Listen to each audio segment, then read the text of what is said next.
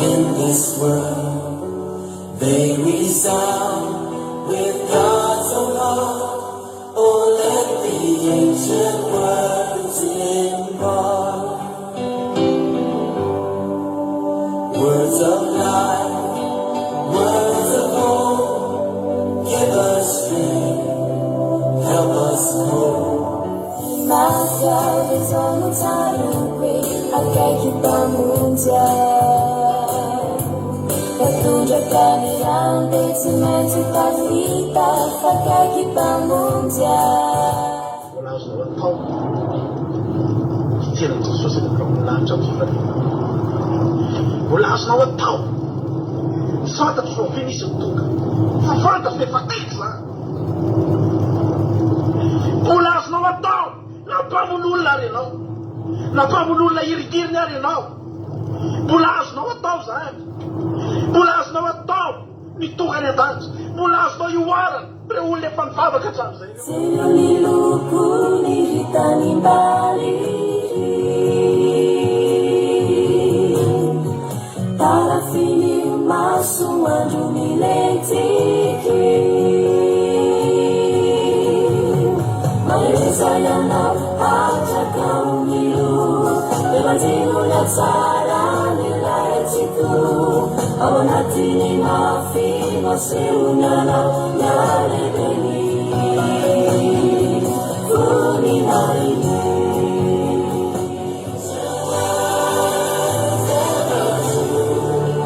changing me and changing you. You have come with open hearts. Oh, let the ancient words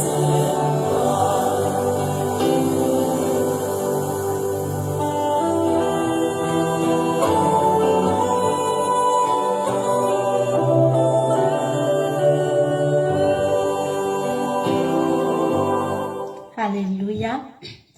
Amin'ny fifaliana lehibe indray ny ara-banantsika rehetrarehetra amin'ny anaran'i Jesosy amin'ity androany ity faly miara-banareo izahay indray ato anatin'ny fandarana vavaka tsika fitoam-bavaka en direct iarahanareo amin'ny andramaka izao page ny akiran'ireo fandarana andramaka izao isika rehetrarehetra ato anatin'ny groupe izay maresy arabaina isika rehetra ihany koa izay tonga eto androany miara hivavaka dia arabaina ihany koa isika ravana malala tonga soa ianao mba ny sabatsika rehetra samy hitahin'Andriamanitra ary fanampitsika eto androany dia ahitan'Andriamanitra indray tsika ato anatin'ity fivadikana ity indrindra fivadikana androany sy rapitso eto amin'izao fandarana izao dia inotsika fa tsy alamaina itsika rehetrarehetra mampahory teny tsika lehibe ny olona manao grève de la faim rehefa miandry zavatra izy amin'ny fanjakana na miandry zavatra ohatran'izany dia mavita amin'ny fady anina ny olona dia miantra azy ny olona miantra azy ny fanjakana na ny mpitondra satria sao dia maty eo iny olona iny dia omena aingana izay zavatra ilainy fa tsika eto ihany koa ry havana malala Andriamanitra ihany koa tsika tsy manao grève de la faim ary tsika tsy hoe mitaky zavatra be amin'Andriamanitra hoe io ary Andriamanitra fa ho fady fa tsy maintsy omeo fa tsika mihitsy no manolotra fanatitra androany fanatitra ho an'Andriamanitra ny tenanao raha mifady anina ianao ao koa fantatritsika izany tena manolotra fanatitra velona ianao fanatitra velona masina ankasitrahan'Andriamanitra izany no atolotrao androany anatin'izao fivadikana izao ry havana malala tsy mba mamono ondry sika na mamono omby dia mandeha manao fanatitra dia manatono an'izany fa ny tenantsika mihitsy androany no atolotritsika ho an'Andriamanitra misy matoka fa raha misy zavatra nangatan'Andriamanitra taminao Andriamanitra nangataka hoe mehoany fonao anaka atolory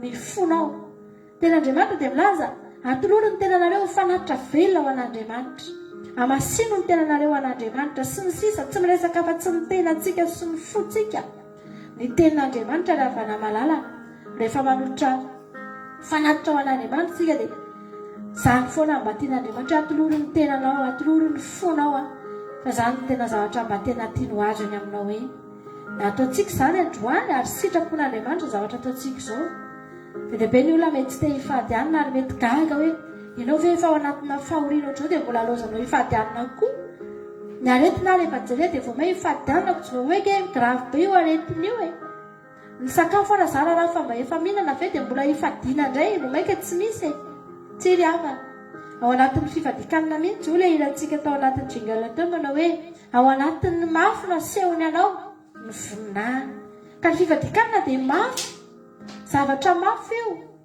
tsy mora ny mifadianana fa ao anatin'io mihitsy Andriamanitra no anona eo ny voninahiny eo amin'ny fiainantsika filona anaovantsika azo fifadikanana izao mazava ho azy ny olona tsy mihitsy afaka hifadianana zany mihitsy ry havana satria izay no mialohan'ny zavatra rehetra ny hoe za tsy mino dia tsy mifadianana izy tsy mino izy fa handray zavatra tsy mino izy fa ho vangina Andriamanitra tsy mino izy fa ho sitrana tsy mino izy fa ho ivany olana tsy mino izy fa ho tafavoaka amin'ny fiainana raha toka mifadianana dia izao nataon'ny olona hoe tsy ilaiko izany aleo ny fiainako andeha amin'izao fa sika miditra amin'izao fifadikanana izao kosa dia finoana ny antsika miditra ao androany ary matetika raha ifadianana nefa tsy mino tianao Jesosy vavakantsika amin'izao fotoana izao anomboantsika n'ity fotoana ity androany dia vavaka hisaotra an'Andriamanitra ary rariny raha atongontsika misaora amin'izao fifadikanana izao satria na dia natongavana hoe taza dia fahasoavana lehibe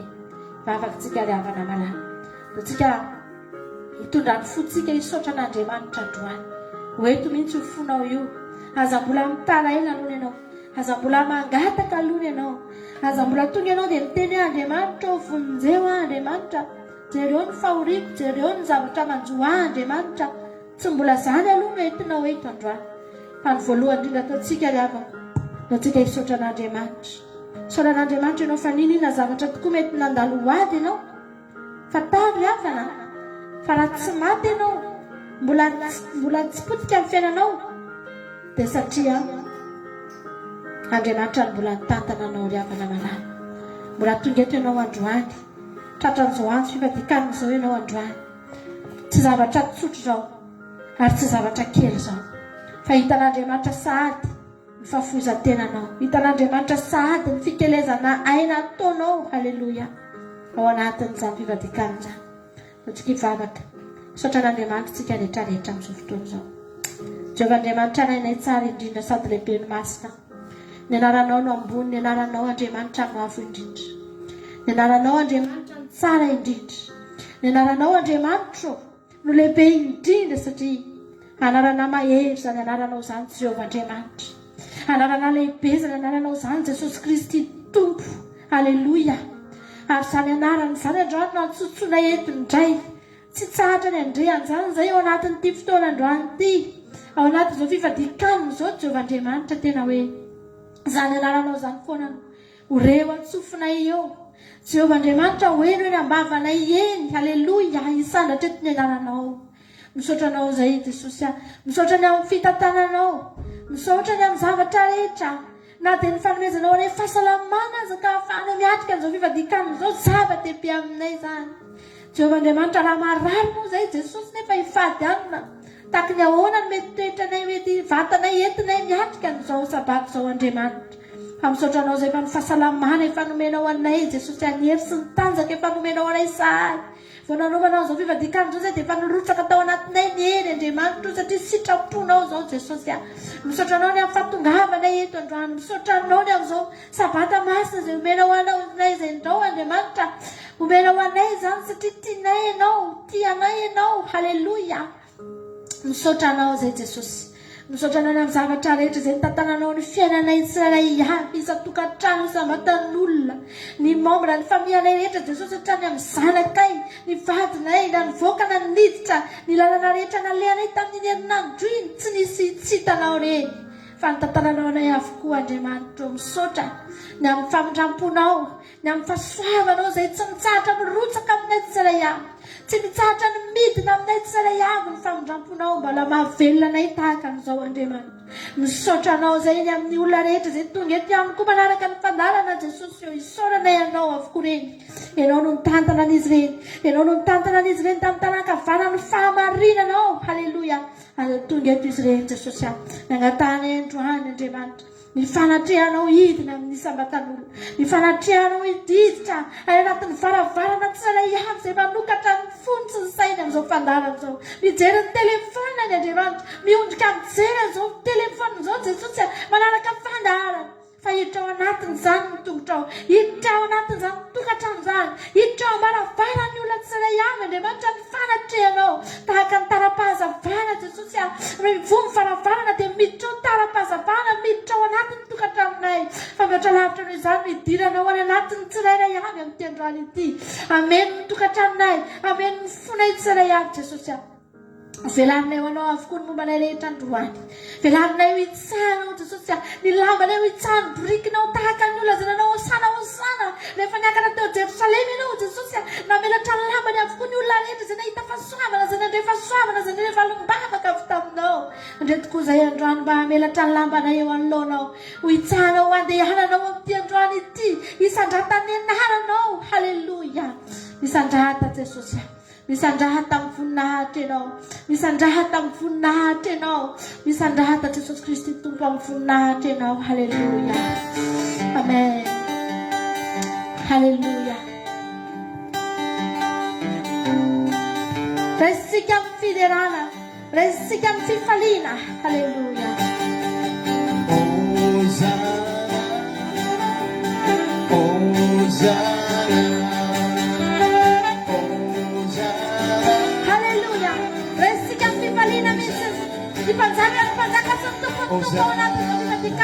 Hosanna. Hosanna minha bendita. Hosanna, Hosanna, Hosanna minha bendita. Mancalaza, Mancalaza Isa. Lianaranawe, Lianarana. Isandatiana, Isandatiana. Hosanna minha bendita. Aleluia. Hosanna, Hosanna. Sabi mana Hosanna, Hosanna. Au kau faham tentang nawa Tuhan. Haleluya. Besok si Falina tunasaka nau. Kayit sama nak tunjukkan canda izam jauh. Mancalaza, Mancalaza Isa. Lianaranawe, Lianarana. Isandatiana, Isandatiana. Hosanna minha bendita. Hosanna, Hosanna, Hosanna, Hosanna. Terá pasakano, terá neno Jesusia, terá neno sofadala, soni na nawe. Haleluya. Au kau fewana demanta mitentana na sofadala, kau ikat pantera na. Mancalaza Isa, Lianaranawe, Lianarana. Isandatiana, Isandatiana. Terana di pantaka,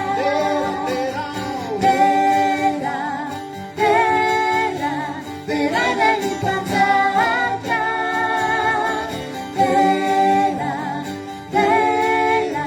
terana di pantaka.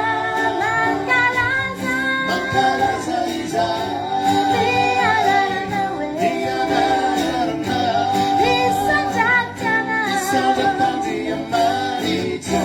Terana di pantaka. Haleluya. Mancalaza ni naranao zay Andriamanitra. Miondrika pana, miondrika tao anatrehana. Miondrika pana an-tena Andriamanitra. Manatsanao, manome voninahitra Tompo, miakoka Tompo, amendrika anao izany. Mety izay Andriamanitra. Haleluja.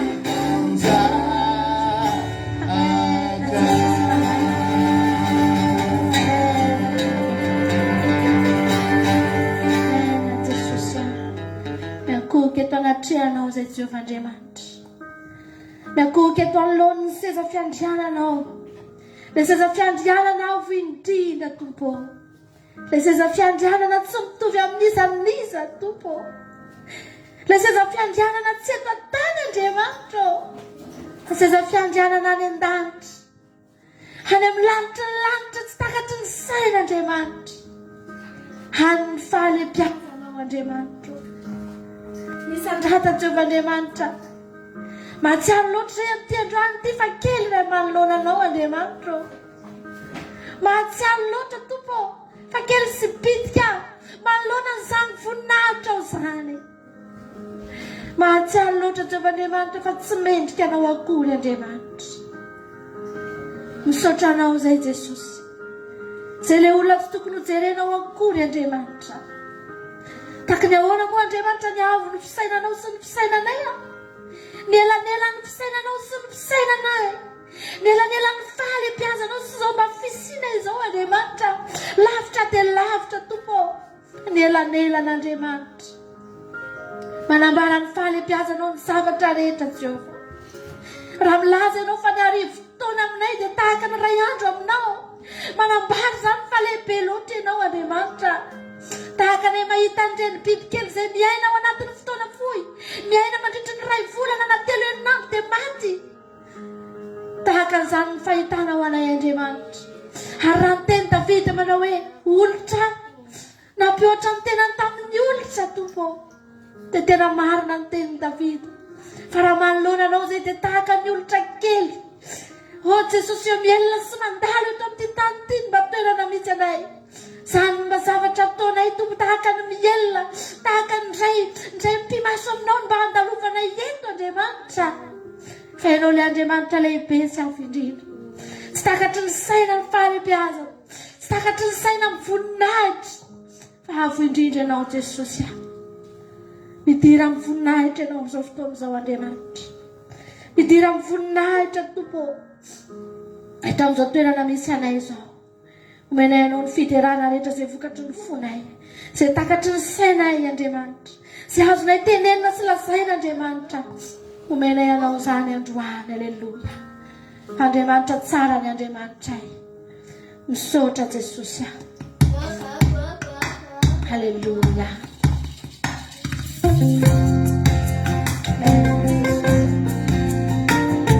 Dia ilaza fa tsara ny Andriamanitra. Ianao io mihitsy no milaza androany fa tsara Andriamanitra. Raha kristiana ianao, raha zanaka Andriamanitra ianao mihitsy no tokony hiteny. Aleluia. Move fantatrao rahalahy fa tsara ny Tompo. Raha zalo dia resy laza fa miaraka hoe dia resy latra. Teny tokory namako, tena tsapako, tena tsapako. Aleluia. Fa lehibe ny heriny mahakatana asany. Nasaonay ianao Sameky rehetrarehetra fa tsara ny Tompo. Aleluia. Mena Tompo. Izao sikizao efa mifidy Aleluia.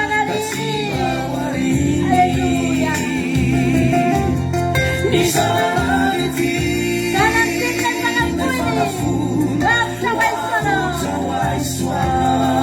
Fitiavana izany diavana izany sa tsy fantatrao fizinonderao.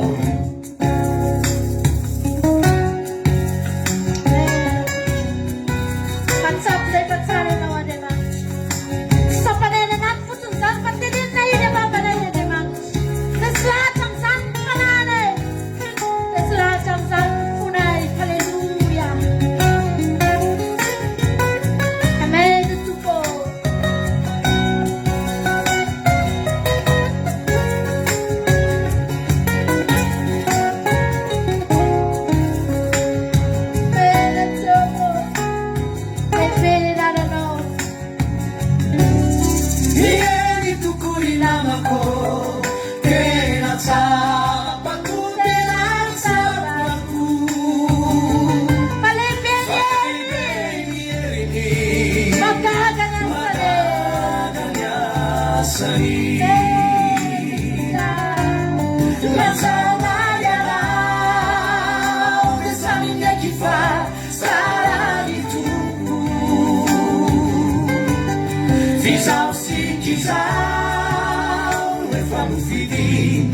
tsy manahiny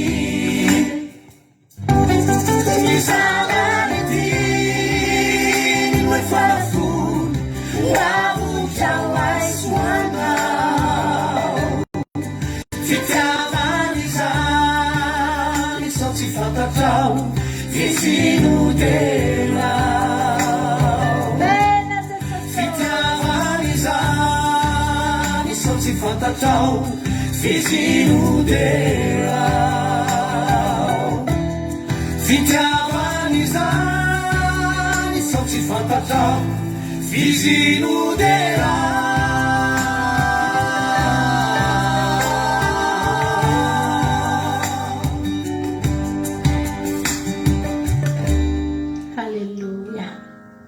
Fitiavany zany raha tsy fantatrao. Betsaka ny olona tsy mahafantatra ny fitiavana atolotra azy. Nandray tsika amin'ny teny mihitsy hoe basary tiavana loatra ny olona ry havana malala. Fa androany tsika rehetra dia mahatsapa ry havana. Fitiavan'Andriamanitra anao mbola mahavelona anao eo androany. Andro anankiray no mba hatolotritsika azy. Fivadikanina 2 andro mba hatolotritsika azy. Fa taky ny ahoana ry havana malala natolony atsika. Taky ny ahoana ny zavatra nomen'Andriamanitra anao. Taky ny ahoana ny fahasoavana nomen'Andriamanitra anao. Andrana rehefa nivavaka ry havana tao anaty commencement dia tsaroako zaho e Jesosy aho. Handray 2 amby 7 taona zao kely sisa. Dia tsaroako mihitsy hoe raha tao anatin'izay 2 amby 7 taona ny ainako izay ry havana malala tena tsapako. Taky ny ahoana ry Andriamanitra ny fatra ny famondram-po e fanarotsaka ao tamiko ty. Taky ny ahoana Andriamanitra ny fatra ny fandeferana efa nomenao ahy. Taky ny ahoana, halleloja. Tsy takatry ny saiko zany. Hinava ny zavatra efa tokony ho hitanao fa ny azahanao tsy nijerena tamiko. Hina daholo ny zavatra efa tena tokony miary ary tokony niraisanao fanapahan-kevitra ny amiko ka nitsaranao ahy. Fa tsy nataonao tamiko zany. Mbola ozy ihany ianao hoe amindra foako. Tsy fantako ry havana malala. Tsy haiko tany saina, tsy fantatro firy taona ianao zao. Firy taona zao ny ainanao. Hatramin'ny ianao vao teraka mandraky ty ny androany ange ry havana. Famondram-po ange namonosan'Andriamanitra anao e. Nofinosin'Andriamanitra fiantrana ange ianao e. Nataon'Andriamanitra tsy mahazo patezerana no nijerena anao. Halleluja. Fa mahazo mpiantrana ry havana. Amin'ny fotoana ianao malahelo dia eo Andriamanitra. Amin'ny fotoana ianao ory dia eo Andriamanitra. Amin'ny fotoana ianao manota mbola tsy nahafantatra azy akory ianao dia niezak'Andriamanitra nanadino andreny. Niezak'Andriamanitra ninitsy nijery andreny. Satria matahotra Andriamanitra sao hitsara anao. Matahotra Andriamanitra sao hamaly anao araka ny fahatezerana. Dia mini Andriamanitra tsy mijery ny zavatra vitanao. Tamin'ny fotoana nitodika tamin'Andriamanitra ianao, teo ianao vao nahafantatra.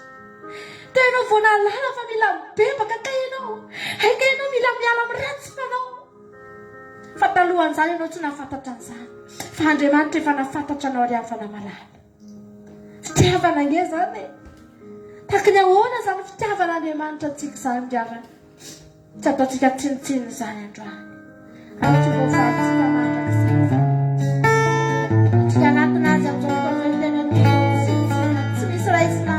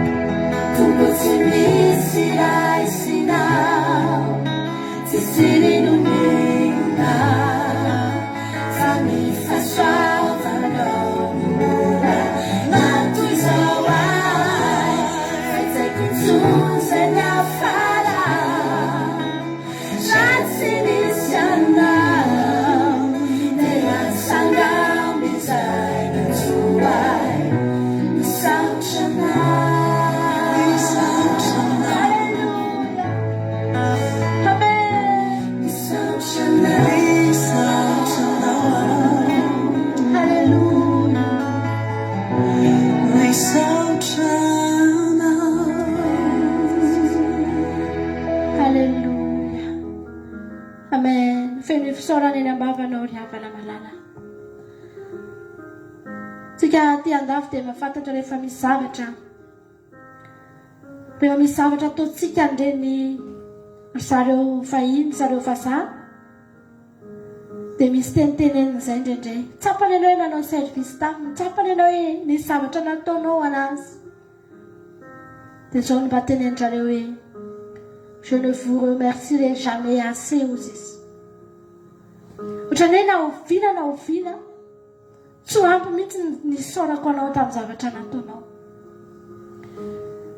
teteny izy io tena lehibe loatra ny nataonao tamiko teteny izy io na roviana dia ohatrany fotsiny ohatrany hoe misaotra anao foana satria fantatro fa tsy ampy zany ry havana malala raha misy tokony ataontsika an'izany dia Andriamanitra mba fantatrao ve ry havana ety an-tany io ianao manomana ny fona ianao hideran'Andriamanitra fa mandrakizay ianao inona foana nataonao fiderana angeny karantsika any an-danitra any havana tsisy fitarainana tsonyany ary marina fa mandrakizay mihitsy ny mendrika hisorana n'Andriamanitra ny amin'ny zavatra nataony taminao araka ny teny tao hoe mandalo sy mielintsika neto fa nandritry ny taona ny ainanao inona ny zavatra tsy efa nataon'Andriamanitra taminao mba calcule hoe ry havana ohatrinona zao mividina sakafo laninao hatramin'ny ianao voateraka mandraky tiany androany ohatrinona ny dépense laninao ny fidiananao fitafianao hatramin'ny ianao voateraka ka hatramin'izao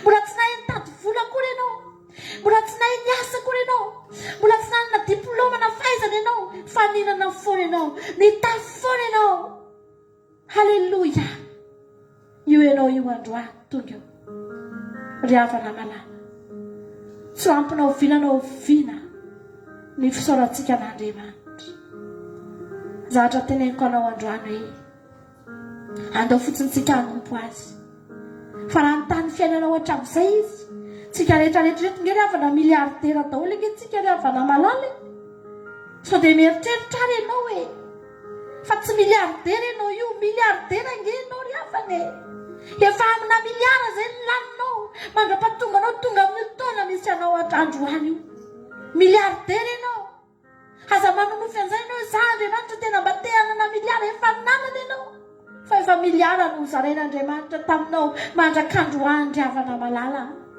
za resy lahatra ny amin'izany ahako ary zany mahatonga anahy za tsy mitady zavatra be amin'Andriamanitra zany hoe Andriamanitra ty miliara ty meo vola be meo arena be amaly ahy fotsiny Andriamanitra manao hoe finona momeko anao hatramin'izay ny miliarako tato an-danitra nge no nizarazaraiko anao hoe sakafonao isan'andro fitafianao isan'andro mbola namelomanao ny zanakao hoe nivelomanao mandriky ty ny androany fa nahoantsika betsaka ny olona ny mitady zavatra sarotra ny havana malala mana tena fiainana eto amin'ity tany ity dia rehefa tsy mahita dia kivy fa tsy mety mitodika amin'Andriamanitra fa za androany teteny aminao aho ao amin'i Jesosy ny tena fiainana ry havana ao amin'Andriamanitra amin'ny tena fiainana ry havana malala ao amin'ny tena fiainana ry havana malala tianao Jesosy totrika anatina an'Andriamanitra androany tsy misy nina ho antenainao eto amin'ity zao tontolo izao ity ho levony ity aza miankina eto ny fonao araka ny torotenitsika tamin'ny alina andaontsika hiankina amin'Andriamanitra alleluia amen Jesosy malala alleluia amen alleluia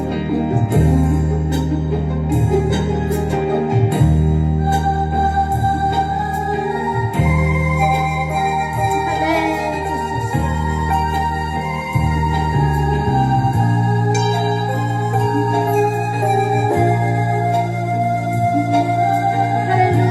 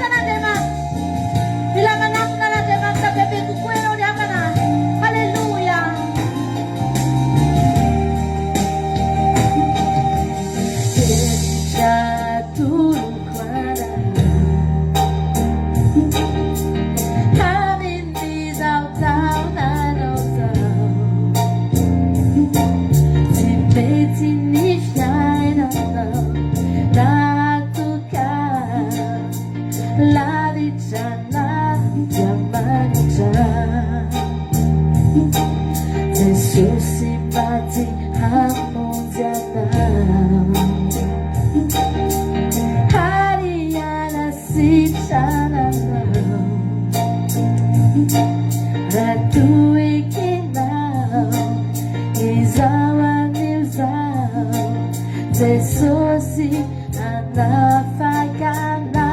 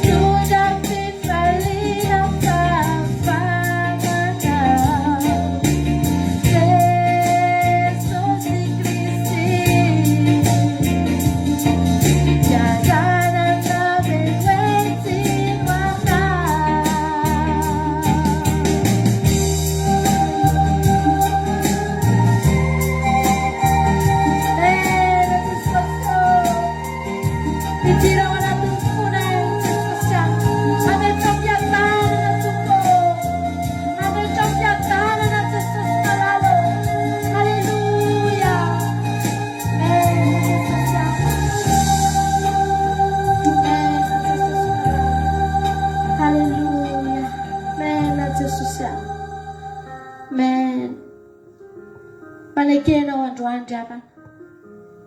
Teneny mihitsy hoe midira Jesosy aho. Midira ato anatiko ianao. Mandrosoa Jesosy malalo. Dingana tsy maintsy ataonao zany. Tsy maintsy hidiranao zany. Tsy afaka misy olona mihitsy avy hatrany dia hiditra ao anatin'ny tranonao.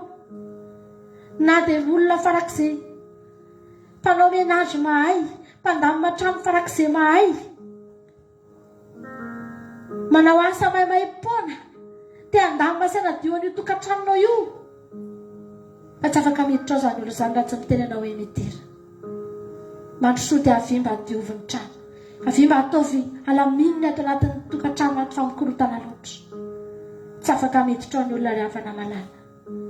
Dingana tsy maintsy ataonao androany mampandroso Jesosy ao anatinao. Aza miandrandra fahagagana aloha ianao. Aza miandrandra mirakla ianao. Raha tsy efa miditra ao anatinao Jesosy. Jesosy angery avana matonanao mirakla. Satria teo amin'ny tanàna izy. Nidina tety izy dia teo izy nanao mirakla. Teo izy nanao fahagagana. Olona manodidina azy. Olona tonga teo. Olona nresaka taminy teo. Olona mivanginy, tanàna mivanginy sy naleny. No nahita ny asa mahagagana ataony. Nahita ny fahagagana nataony. Misy tanàna maromaro tao amin'ny filazantsara tao. Tanàna vitsivitsy tsy nety nandray an Jesosy riavana malala. Misy tanàna tena nandaha. Misy tanàna tsy nety nanaiky an Jesosy riavana. Fa ianao androany. Reny olo reny tsy nahita satria tsy nandray. Jesosy koa tsy manao amboletra. Rehefa tsy ampidirina izy dia mijany. Androany dingana tsy maintsy ataonao. Tsy maintsy mahafoy an'izao tontolo izao ianao. Raha te hahita voninahitra Andriamanitra ianao androany. Tenenao anaty vavaka ao manginao. Azonao atao mihitsy mandohalika dia miteny hoe Jesosy amidira ato anatiko. Diovy aho. Amboary mikorotana rehetra Jesosy. Fa Jesosy riavana malala. Teny anankiray fotsiny teneniny. Dia milamina daholo ny mikorotana rehetra eo amin'ny fiainanao. Fa mila hitanao izy aloha. Mila manatrika izy aloha. Mila tonga izy aloha. Mila miantrano izy aloha. Halleluja. Mila miainao anatinao izy aloha. Amen. Jesosy malala. Alléluia. Sotra Jesosy.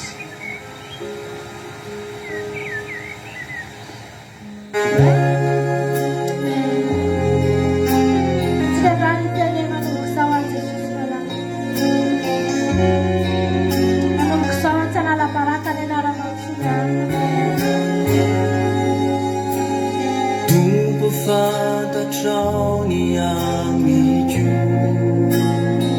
Tsisy miafina aminao Jesosy. Tsisy miafina aminao ny fiainako Aza matahotra anao fa tsisy miafina amin'Andriamanitra. Fimpirao no ny hitany avokoa ny zavatra mahazo anao.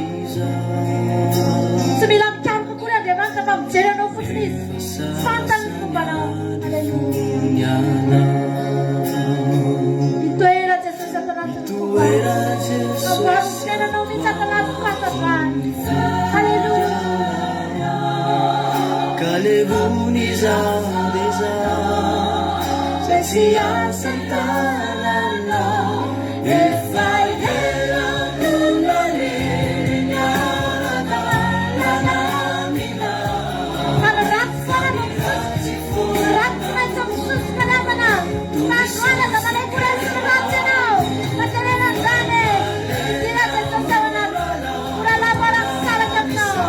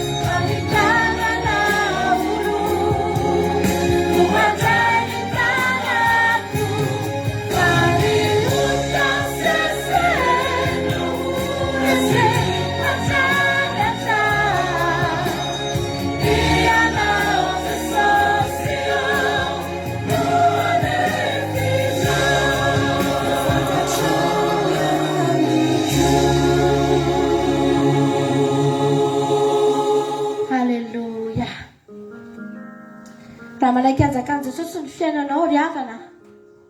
Ny mpanjaka dia toteny eo amin'ny fanjakana misy azy, fanjakana hoentiny. Ny mpanjaka aza rehefa mandalo dia hiakofana mihitsy. miondrika kely ny olona rehefa mandalo ny mpanjaka. Ary ny tenin'ny mpanjaka tsy azo idivirana. Ninona fanapa-kevitra avoaka ny mpanjaka dia tsy maintsy ekeny ny rehetra. Na mety amin'ny rehetra na tsy mety. Na mety amin'ny mponina ao anatin'ny fanjakana na tsy mety. Rehefa ny mpanjaka no miteny dia tsy maintsy ekena. Tsy maintsy manaiky satria ao anatin'ny fanjakana.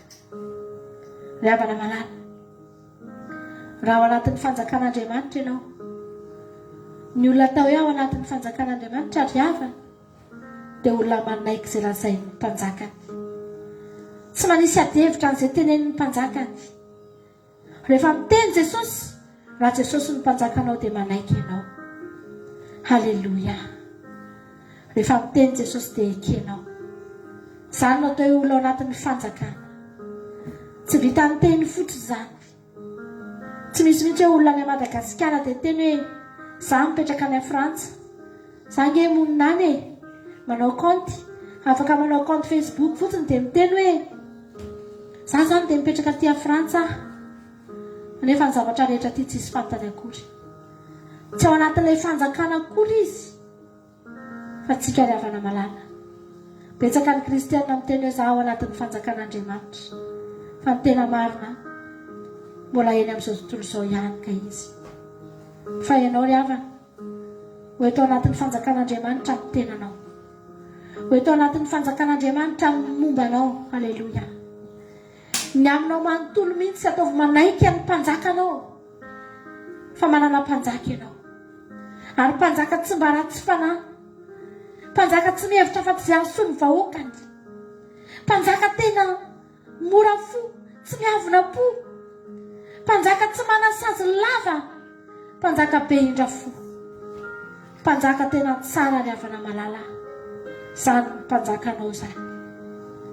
Raha katoa azy ianao dia afaka mitenenao an-drano hoe avy aiza moa ny famonjenanao ry havana.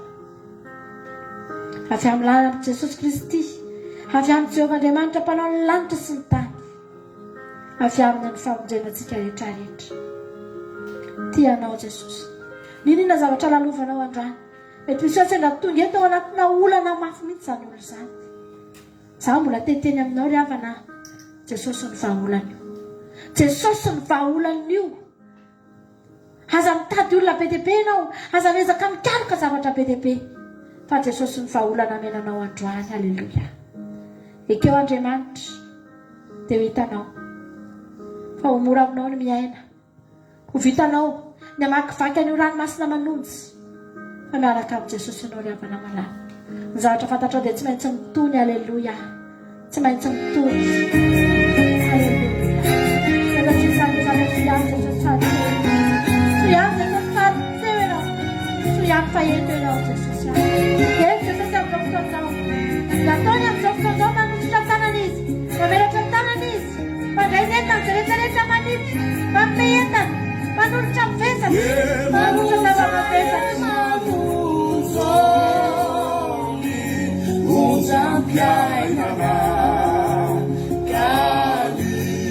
Dilorensika am'sankely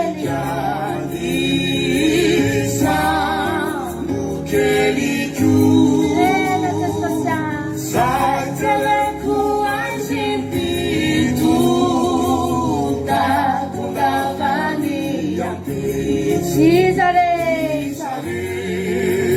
oh Isa mamuja sudah sampai ya nawa apa kami akan masih nawa tertentu kami sama dengan saja ya nawa asli sesuatu apuja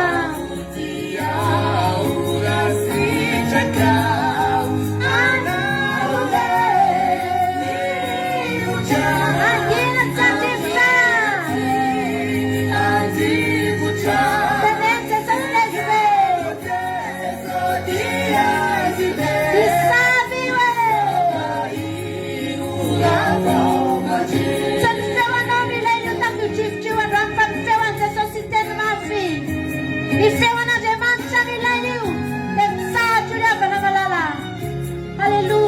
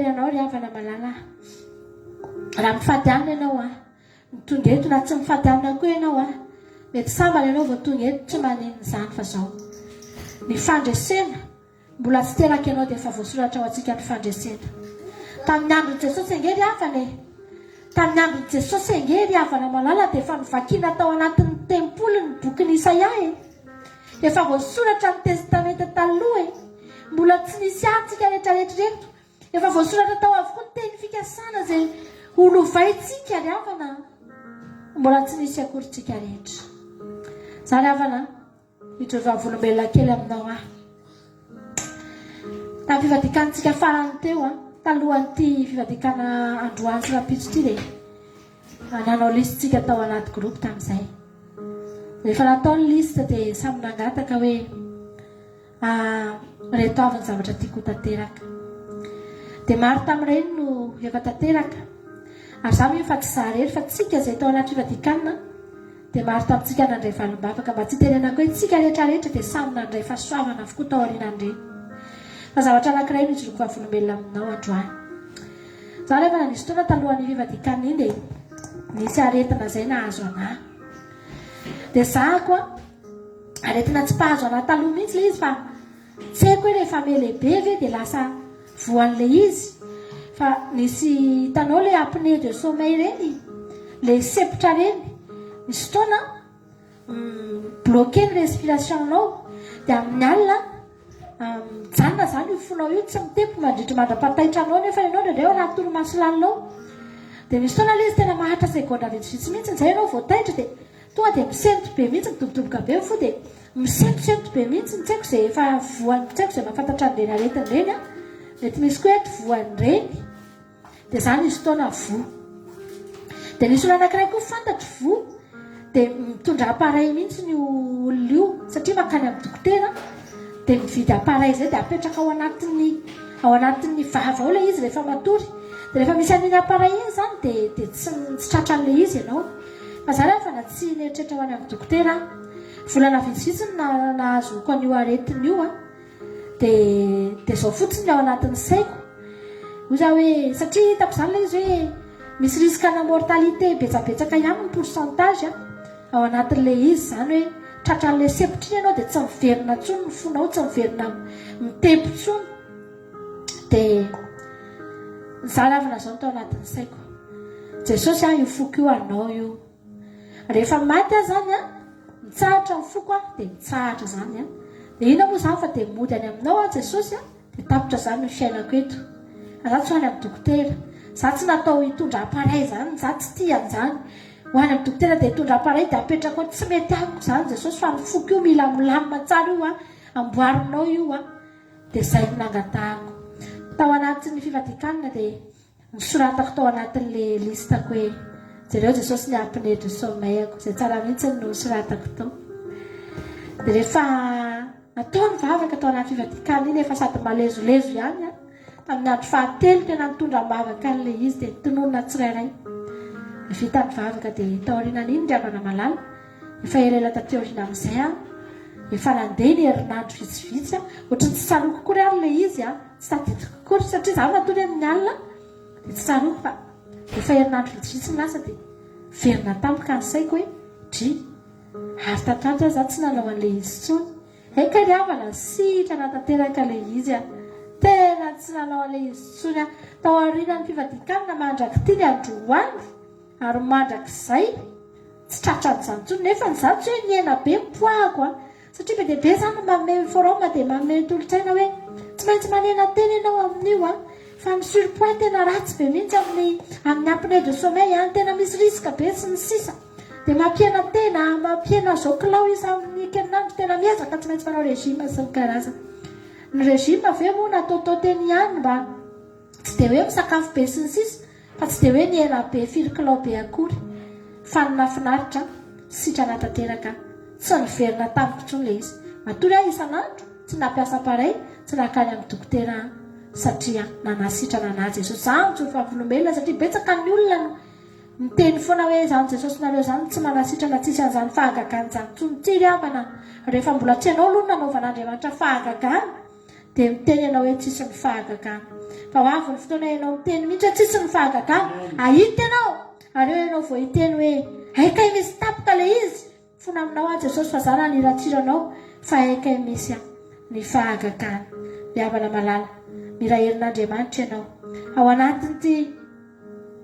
anatin'ity fivadikaniny ity herin'Andriamanitra no ilainao manova ny fiainanao za mino raha tsy nandray ianao tamin'iny izay tsy noko fa tsy nandray ianao za mino fanandray ianao ry havana za mino fanandray ianao fa androany mila herin'Andriamanitra tsika rehetrarehetra dia tsika hivavaka amin'izao fotoana izao dia tsika hangataka ny herin'Andriamanitra ry havana malala tenena androany Jesosy mba ilaiko kosa ny herinao mikasika ny vavy mampionona izany ilaiko Jesosy raha misy olona eto mila tena hoe misy zavatra efa nanjoy azy ataona maro na mety ambolana maro tsy fantatro na mety tena efa hatramin'ny fahazazany mihitsy hatramin'ny fahakeliny mihitsy ny zavatra namatitra azy ny zavatra nanjoy ny fiainany misy ozona tsy mety tapaka tsy mety afaka ry havako malalako fotoana androany itodianao amin'Andriamanitra ilainao ny herin'Andriamanitra vao afaka amin'io ianao tsy afaka amin'ny herin'ny tenanao io ry havana malala zany apnay de sommeil zany tsy afaka mihitsy ny hoe tsy maintsy fo amin'izao dia afaka zany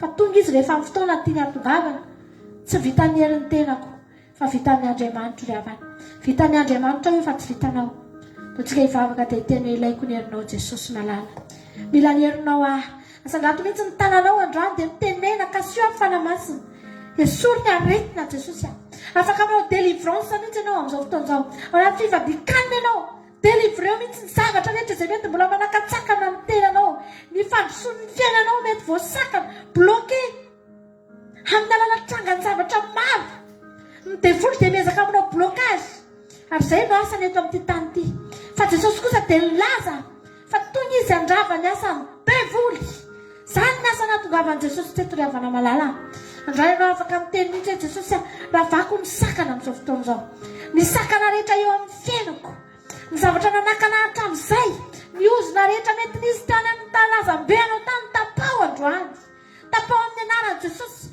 fa manana sabatra tsika ry havana dia ny tenin'Andriamanitra sabatra maranitra sabatra mahery vaika afaka manapatapaka ny zioka rehetra afaka manapatapaka ny ozona rehetra amin'ity androany ity ny anaranao Jesosy izay rehetra rehetra izay tonga eto androany amin'ny anaranao Jesosy tapahana amin'ny anaranao avokoa ny ozona rehetra ny aretina rehetra ao anatin'izao fivadikana izao tsy voaka miaraka amin'ny aretina tsy voaka miaraka amin'ny ozona ntsony izay tsy voaka miaraka amin'ny fahazaran-dratsy ntsony izay tsy voaka miaraka amin'ny zavatra rehetra izay mety ratsy ny ainanay teo aloha fa ao anaty fivadikana ity Jehovahandriamanitra hiditra ao anatin'ny fiainam-baovao izay Jesosy misaotra anao nizany izy ny atokantranany amin'izao fotoana izao mivavaka manao délivrance Jesosy jereo nisy atokantrano amin'ity androany ity nisy ambatan'olona ianao mafantatra ny zavatra mahorana izy ireo tsiray avy hitanao zany jereo Jesosy malala mino aho fa misy azonao atao mino aho Jesosy fa misy azonao atao amin'ny tsiray avy aleloia misaotra anao aho Jesosy malala amen Jesosy amen tany karakaintsika ry havana ratsy eo Andriamanitra tany karakaina ny fiainanao satria tsy nisy Andriamanitra ny asa tsy nisy Andriamanitra nombanao tsy nisy Andriamanitra nijery anao manomboka amin'ity androany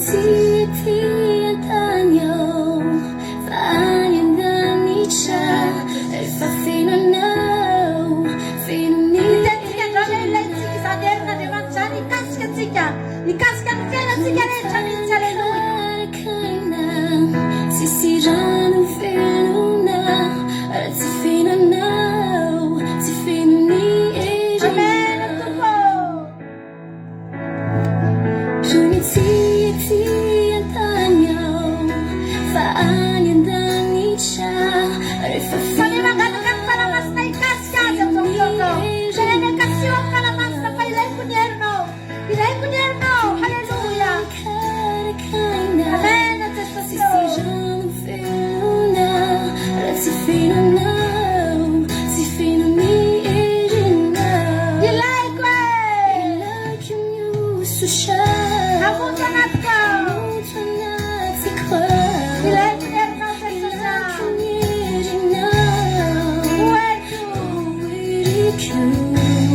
ilay kunyerno Amuntanat pa ilay kunyerno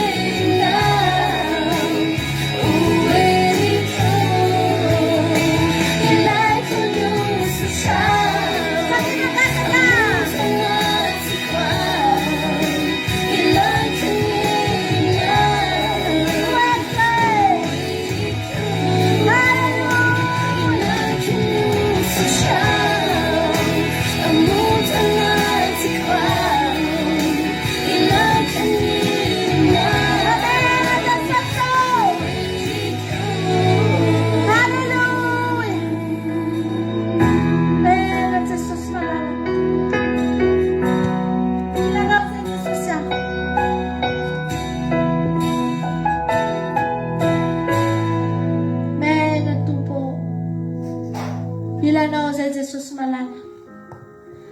Mila nierinao sy niositra hiasa Tompo. Hikasika amin'ny fiainanay Andriamanitro. Matsapy izay androany. Fa ratsy ny fiainana nisy anay taloha. Tsy mety taminay Andriamanitra ilay ny aretina. Tsy mety aminay Andriamanitra ny miaina ao anatina orona Jesosy. Fiainana tsy mety tafarina Andriamanitro. Miezaka miarina fa tsy mety Andriamanitro. Te hiovy izay Jesosy. Te hanana fiainana vaovao. Te hanana fiainana vaovao. Alleluia. Vangio ny sambatan'olona amin'izao fotoana izao. Vangio ny tsirairay avy Jesosy ao anatin'izao fotoam-bavaka izao Andriamanitra. Hisy herinao mifaifay mihitsy Jesosy. Hikasika anay androany. Hanasitrana ny aretina. Hanala ny rofy. Hanala ny zava-mavesatra rehetra Jehovah Andriamanitra. Hangatahana ianao androany Jesosy. Amen Tompo. Amen Jesosy. Mila osotry ny fanasitranana ianao ry havana malalana marany ianao androany. Amen. Mila osotry ny fitahina ianao raha ory ianao ry havana. Mila osotry ny fahita-pity ianao raha vao ilikiliky. Zany zavatra teneniko rehetra zany afaka angatahanareo anatin'ny vavaka. Raha ianao ilay olona vao ilikilika foana any amin'ny fiarahamonina mangatahandroany Jesosy ahy.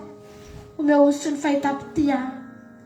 Tiako mba hiova ny fahitan'ny olona tafio ny voninahitra ho ahy. Raha ianao ilay olona sahirana foana amin'ny fiainana. Omeo osotry ny fitahiana Andriamanitra. Tahio ny fiainako fa te hiova ahy.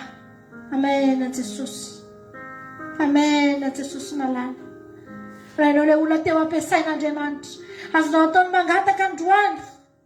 Ampiasao ahy Jesosy eo. Mba ho fitahiana ho an'ny hafa. Ho fahazavany zao tontolo izao zao fisiko eto amin'ity tany ity izao Andriamanitra. Mangatatsika ao anaty fivadikana itsika. Raha nandalanintsika mivavaka ny fotoanantsika bebe kokoa. Mangataha ianao androany. Jesosy eo osory ahy.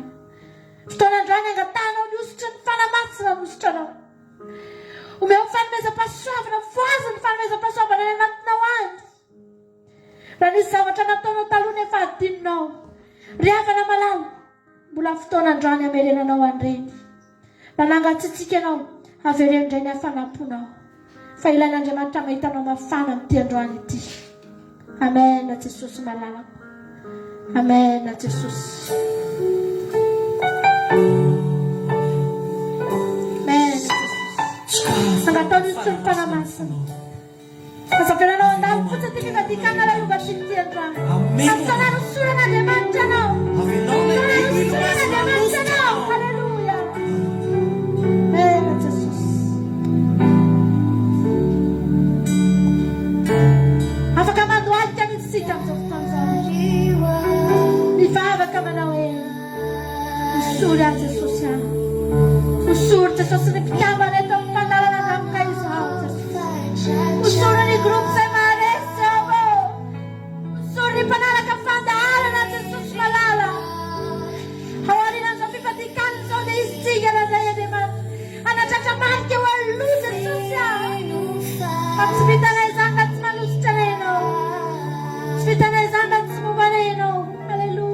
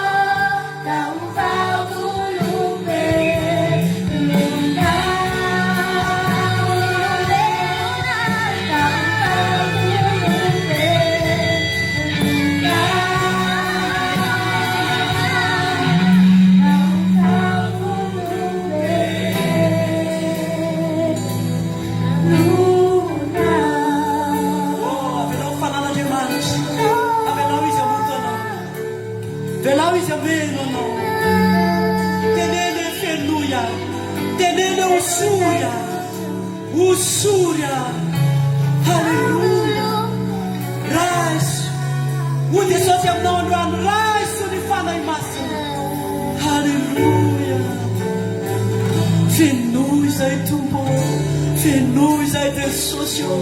Fundus ai de socio. Fenuz ai tumbo. Hallelujah. Rise. Rise in Fanana demand. Havelau ida, havelau amen, no. Hallelujah. Oh, ete não te socio. Ete não armamento, no. Hallelujah.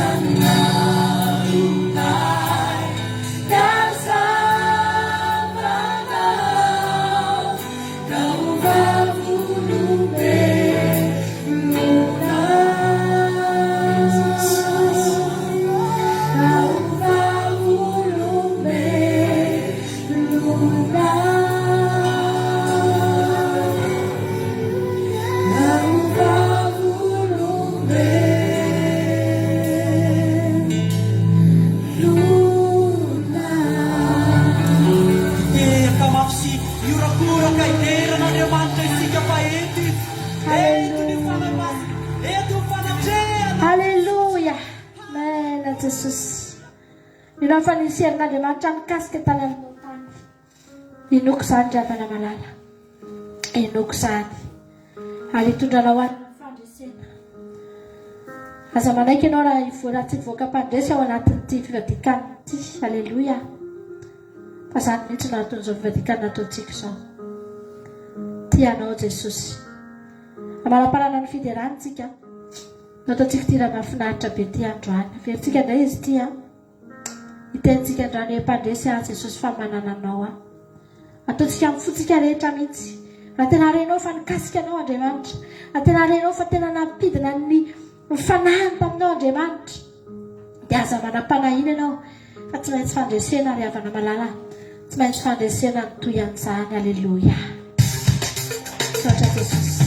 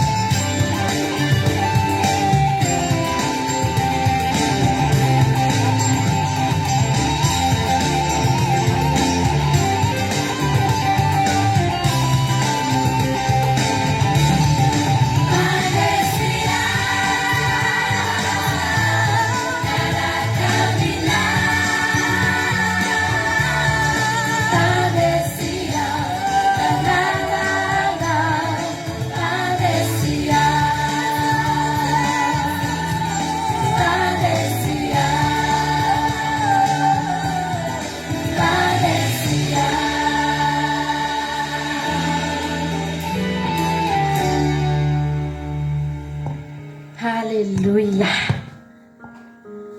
Tena natsapa mihitsy hoe maivana ny any anaty any tena maivana. Tena mpandresitsika ry havana. Ndao ataontsika tiatry ty ary idirantsika amin'ny tenin'Andriamanitra dia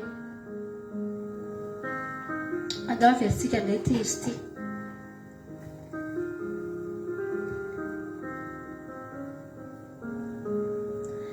Asy jerentsika aloha ny vetivety fa mbola tsy vorovako eto.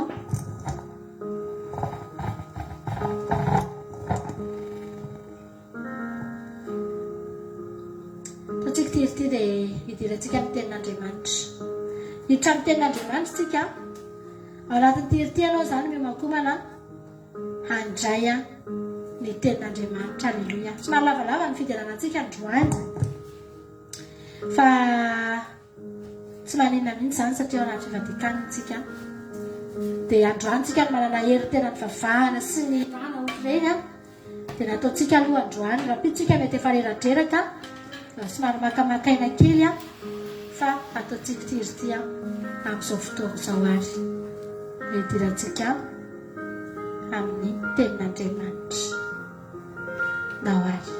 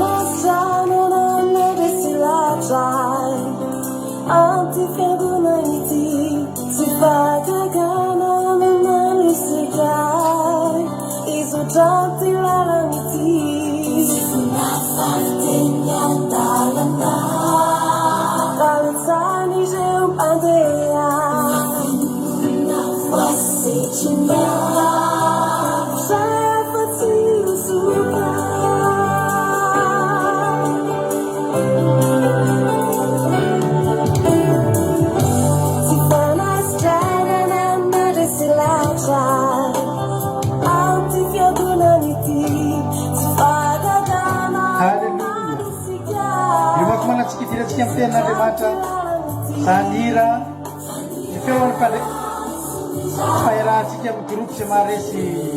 Alleluia.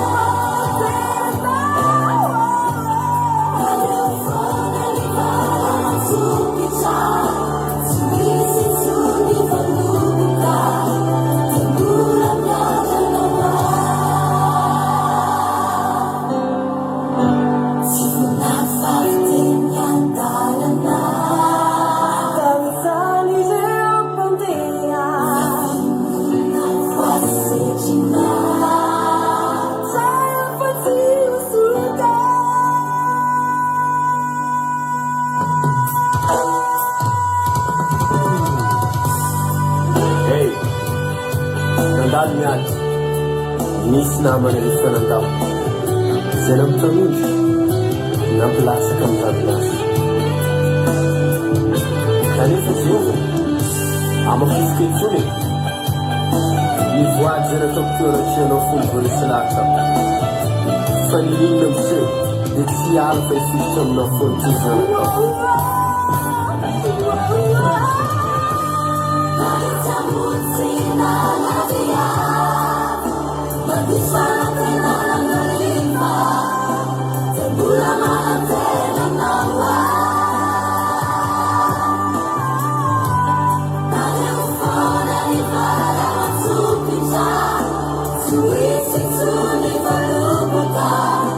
Tembulan gajah Noah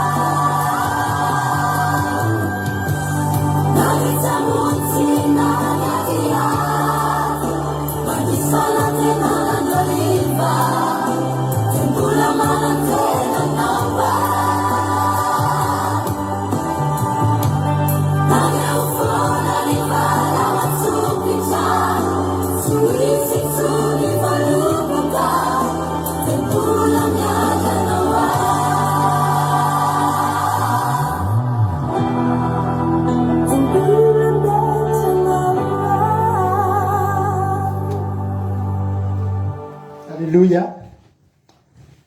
Ivavaka avy hatratsika amin'izao fotoana izao ho an'ny tenin'Andriamanitra ray avana malala. Raha tonga eto ianao dia ataovy ao an-tsainao mihitsy fa tsy sendrasendra mihitsy akory natongavanao teto. Tena hoe misy raha ilan'ny tompo anao e. Misy afatra tian'Andriamanitra ao ampitaina amintsika rehetrarehetra indray raha tonga eto tsika androany.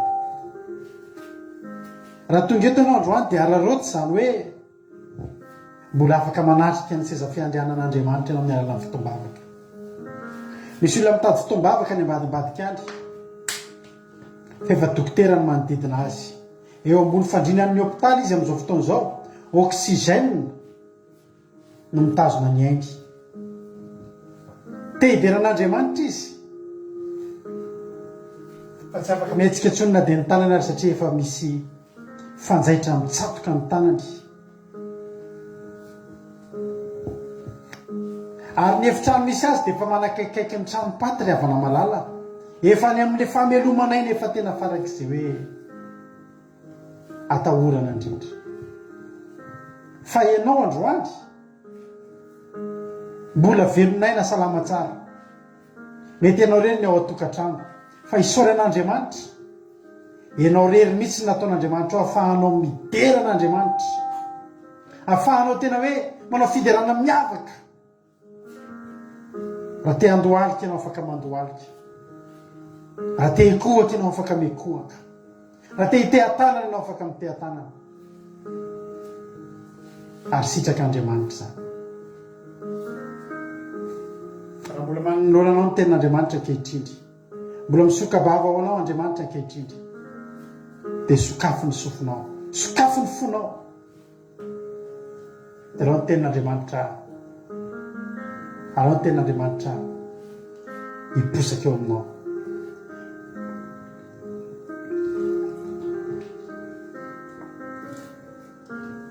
Saotranao zay Jesosy amin'ity fotoana androany ity.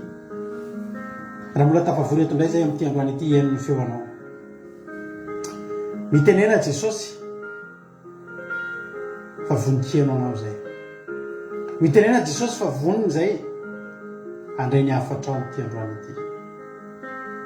Vangio ny tsirairay avy androany amin'ny teninao, vangio ny tsirairay avy.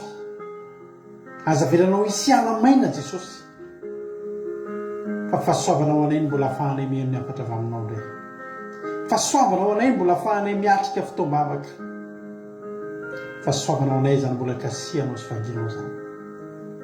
Ny fanatrehana ratsy rehetra tsy hanakery tsy hanapahefana. Ny connexion tsy azo kitikitihan'ny devoly. Ny fitaovana tsy azo kitikitihan'ny devoly. Na ny appel avy any ivelany rehetrarehetra tsy isa lengelana isy reto olona ireto. Fa ianiko anatin'ny fiderana sy ny fanatrehan'Andriamanitra izay. Misy saotra Jesosy ihany. Alléluia. Amen. Alléluia. Dia miarabantsika rehetrarehetra izay tratrano eto indray androany a. Dia faly be mihitsy tena komena aminao eto androany. Ary miarabana rehetrarehetra izay miaraka aminay koa mifady anina amin'ity androany ity a. Dia matoky sy mino aho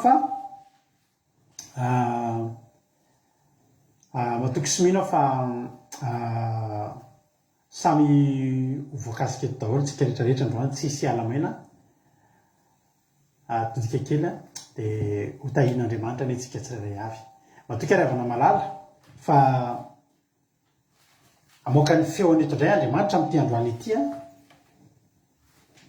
Matoka fa tsy mba hisy amintsika na dia iray aza ho diso anjara fa samy hivimbina hitondra mody fahasoavan'Andriamanitra amin'ity androany ity. Hijery tenin'Andriamanitra avy hatrany ary tsika satria fa lasalasa ny fotoanantsika androany moa somary lavalava ny azo lazana hoe commencement satria ao anaty fifadikanana isika dia tsy maintsy nihitatra kely no fotoana tamin'ity androany ity. Dia tonga eto tsika ankehitriny a. Dia sokafo avy hatrany ary ny baibolinao. Tahiny tompontsika amenakavy a. Miarabanareo izay voandroany vao niaraka taminay. Faly be zay mandray anareo. Dia mahereza ny mpifady anina fa rapitso moa tsika vao misakafo a. Fa ny antony fifadikantsika androany moa dia hitanareo fa aorianan'ny fialan-tsasatra mila hery vaovao ndretsika satria zany izy avy niala sasatra entintsika manompo an'Andriamanitra indray. ijery ten'Andriamanitra tsika androany a ten'Andriamanitra somary mampalaheloelo ny ten'Andriamanitra zay tsika androany a ary fampitandremana atsika ihany koa nefa anatin'izany. Samuela voalohany toko fahatelo andininy voalohany hatramin'ny andininy fahatelo. Samuela voalohany a toko fahatelo andininy voalohany hatramin'ny fahatelo. Ny soramady dia niantsonan'ny Samuela ho mpaminan'ny Jehova. Alleluia. Rehefa hita dia raha antsika maiky aminaran'i Jesosy manao hoe ary Samuela zaza nanao fanompoana tamin'i Jehova teo anatrehan'ny Ely. Samuela zaza dia nanao fanompoana teo anatrehan'ny Jesosy maramboaritsika kely ny ary Samuela zaza nanao fanompo-pivavahana teo amin'ny Jehova teo anatrehan'ny Ely. Ary tamin'izany andro zany efa nahalala ny tenin'i Jehova, tsy nisy fahitana ny seho loatra. Ary tamin'izany andro zany raha nandro teo amin'ny fandriana Ely, dia anaty parenthèse misy soratra hoe efa paina ny masony ka tsy nahita izy. Andininy fahatelo, sady tsy mbola maty ny jiron'Andriamanitra ary Samuela efa nandry tao amin'ny tempolin'i Jehova izay nisy ny fiaran'Andriamanitra. Amen. Ity zavatra anankiray amin'ny andininy fahatelo ity no tiako ifampijerena amintsika, ifampahelezantsika amin'ny fiandohana ity. Ilay teny manao hoe sady tsy mbola maty ny jiron'Andriamanitra. Ina moa ny idiran'io teny io?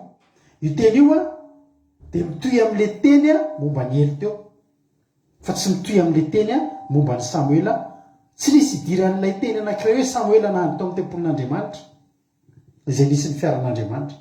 Fa io teny io dia miraikitra amin'ilay teny teo aloha mikasika momba ny Ely.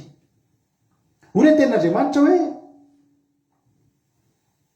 Ely natory teo ambony fandriana, efa pahana ny masony ary efa tsy nahita tsony izy. Saingy mbola tsy maty ny jiron'i Jehova, mbola tsy maty ny jiron'Andriamanitra. Hitanao ry havana ny ordinateur antsika io. Ny ordinateur antsika ampiasaintsika io mila chargeur. Dia izy io raha vao midecharge, raha vao tsy ampy charge, lany ny charge, dia maty io ordinateur io.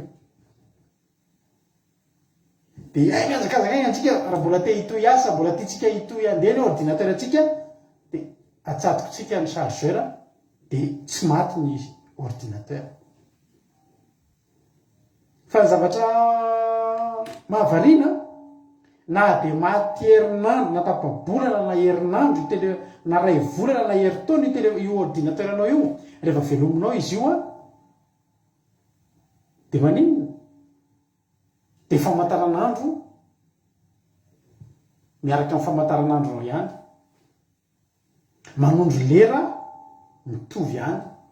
Na dia midecharge ary ny ordinateur anao io dia misy zavatra mbola mihodina ihany eo. Satria izao ny ordinateur antsika tsirairay dia misy pile fitsaka kely zay. Dia io pile io soloina isa taona na isaky ny 2 taona raha be indrindra. Satria ny asan'io pile io dia manodina ny zavatra farak'izay kely indrindra ao anatin'ny ordinateur antsika tsy ho faty tanteraka. Ka na dia midecharge azy izy tsy afaka velomina. Dia mbola misy fony tempo kely ihany ao anatiny ao, mbola misy mihodina ihany ny famantaranandro. Amin'ny fotoana lany io pile io dia rehefa mamelona ordinateur dia maty niaraka tamin'ny nahafatesany tamin'izy ny décharge. No zany hoe raha ny décharge tamin'ny 7 maraina dia mamelona an'io ianao amin'ny 10 alina dia mbola amin'ny 7 maraina ihany satria tara amin'izay, satria tsy nihodina intsony ilay pile kely. Ina moa zany tiako tenena amin'izay? Raha jerena zany eto Ely ry havana dia tahaka ny ordinateur efa tsy charge intsony izy, efa pahana ny masona, efa reraka, tsy navita délivrance intsony Ely, tsy navita nitory teny intsony Ely. tsy navita nanao asa fisoroana firy-tsony ely dia anisan'ny mpanompon'andriamanitra ny afaka atao amin'ny baiboly satria zao ely dia sady mpisorona izy mpisorona be izy no mpitsara ihany koa vitsy any zany atao amin'ny baiboly zany hoe sady mpisorona no mpitsara ohatrany hoe sady président zany no paster vitsy zany fa ely anisan'ny nomen'andriamanitra n'izany fahasoavany zany hoe rehefa maty Samsona tsisy mpitsara ntsony ny zanak'Israely ely ndray no nitsara nandritry ny 900 taona zany hoe ina moa zany zavatra tiana tenenina ny tiana tenenina zany dia zao mialatsiny zavatra tiana tenenina zany dia zao ny asa men'andriamanitra fanomezam-pahasoavana be mihitsy ny ely satria mampanompon'andriamanitra azy dia mbola karazany notriny hoe mitondra firenena ihany koa izy ry havana i Davida zao mpitondra firenena fa tsy mpisorona Isaoly koa tahaka izany na i Davida na Isaoly teo amin'ny fanjakana dia mbola nila mpisorona anankiray foana izy dia i Samuela zany mpaminan'ny Jehova fa ely nandritra ny fotoana izay nitondrany nandritra ny 900 taona dia sady nitsara izy nanao asa fisoronana zany hoe nisy fanomezam-pahasoavana napetrak'Andriamanitra ngezangeza ihany tao amin'izany ely zany fa ny tany aloha dia efa lasa fa ny zava-mitranga ankehitriny dia mahita elitsika reraka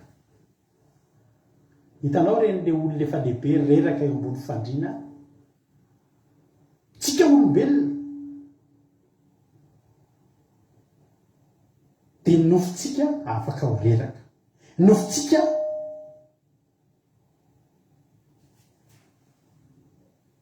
afaka lasa osa isika tonga teo amin'ny fahosany ely ary efa tonga teo amin'ny fahosany ely dia volazan'ny tenin'Andriamanitra fa nandritra ny fotoana nanomboka nahosaosany ely dia ohatry tsy hitan'Andriamanitra zany koa zavatra ao atao ho ny tenin'Andriamanitra ry amin'ny andininy voalohany tamin'izany andro zany ozy izy dia efa nahalana ny tenin'i Jehova tsy nisy fahitana miseho loatra tamin'izany fotoana zany zany hoe tsy ohatry zany io taloha efa nahalana taloha ny teny foan'Andriamanitra ka tamin'izany ngery avy ny ely mbola nalady sofina tsara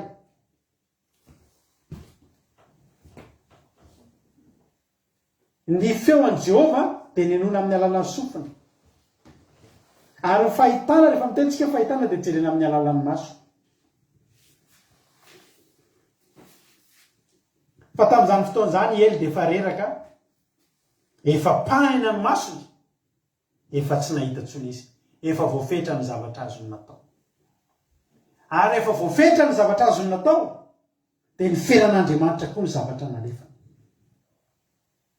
dia zany lasa ohatry ny nampaleloelo ny fiainana tamin'izany satria no ny amin'ilay mpanompon'Andriamanitra efa reraka dia hitan'Andriamanitra hoe betsaka ny zavatra tsy ho zakany ntsony dia alohan'Andriamanitra nahalana ihany koa vao miteny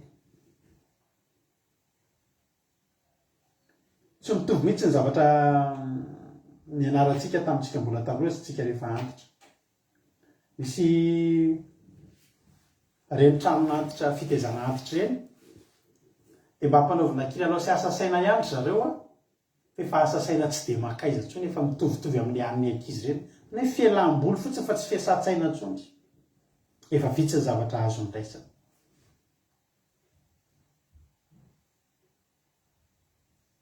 fa ny zava-mbola nitranga na dia zany aza ny zavatra niseho zany hoe na le ordinateur teneko teo zany eny dia efa tsy afaka nalumena ntsony fa ny zava-mahafinaritra dia tao anatiny mbola tsy maty ny jiron'Andriamanitra zany hoe ny ordinateur ny maty fa mbola misy zavatra mihodina na dia ny famataran'andro aza sisa mbola mihodina ao anatin'ny ordinateur portable anao io havana ary andro antsika resaka momba an'izany jiro zany satria amin'ny fotoana maty io jiro io maty tanteraka dia tsisy ninazo amin'ny tenaina ntsony.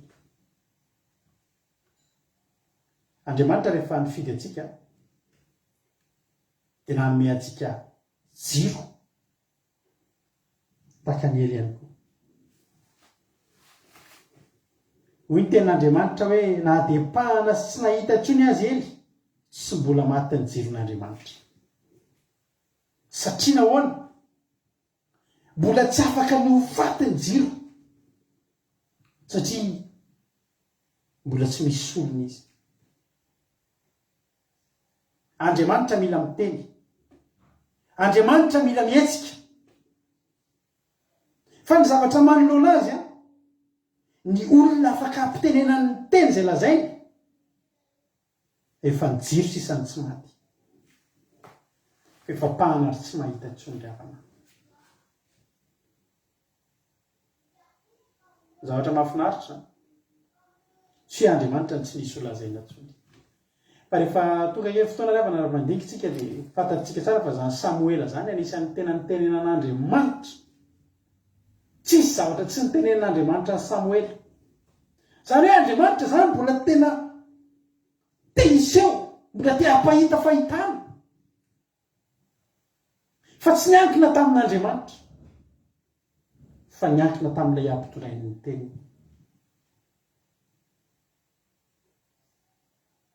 Efa nangingina ny asa fanompony ely. Nangina koa Andriamanitra ry havana.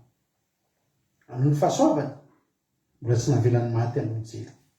Hitanao ry havana mbola misy nilan'Andriamanitra ny ely tao. Dia ny ampianatra ny Samoela na dia ny iaino, hianatra iaino ny feon'i Jehova.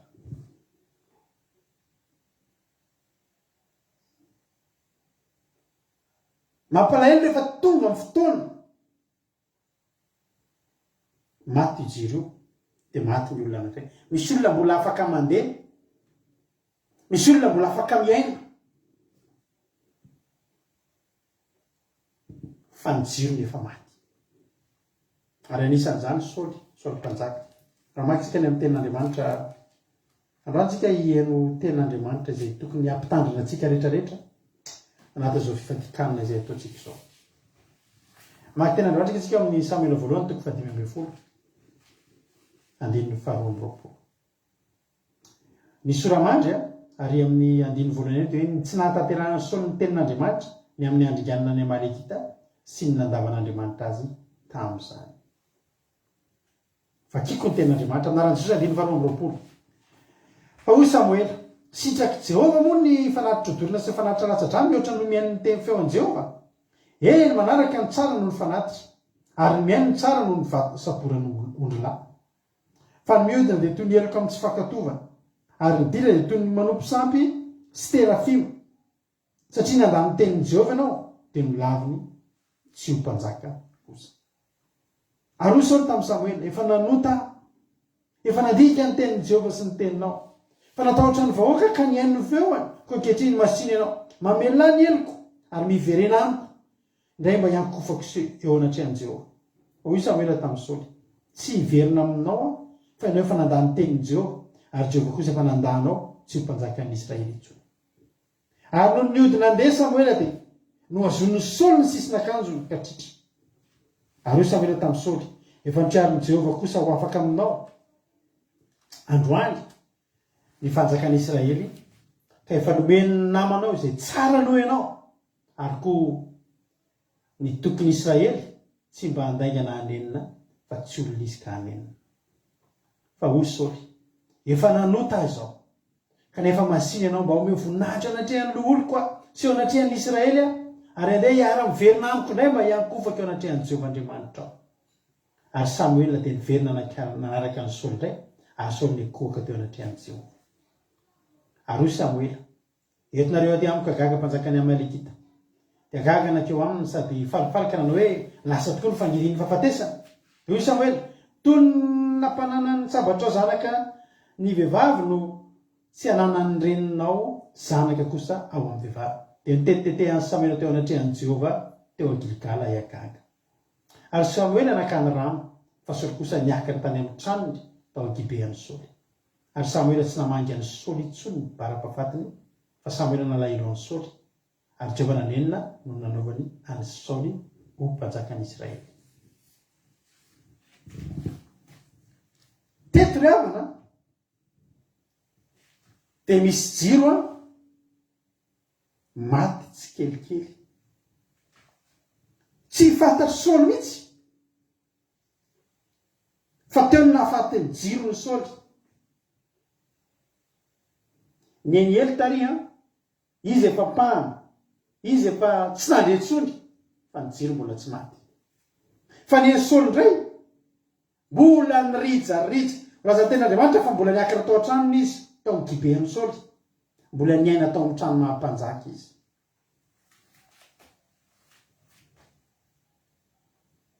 Fa raha mamaky ny tenitsika dia fantasitsika fa teo ny maty zany jiron'ny Saoly zany.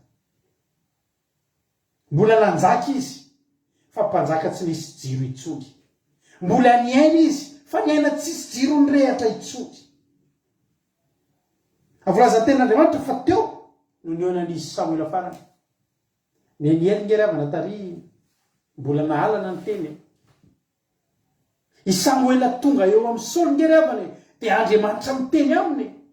Raha manao tsy mety izy tonga eo Samuela mitondra ny tenin'i Jehovah hoe mananatra azy.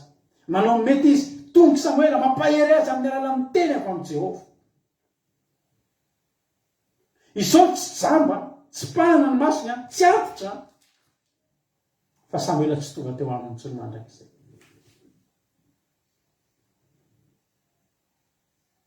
Ry havana malala.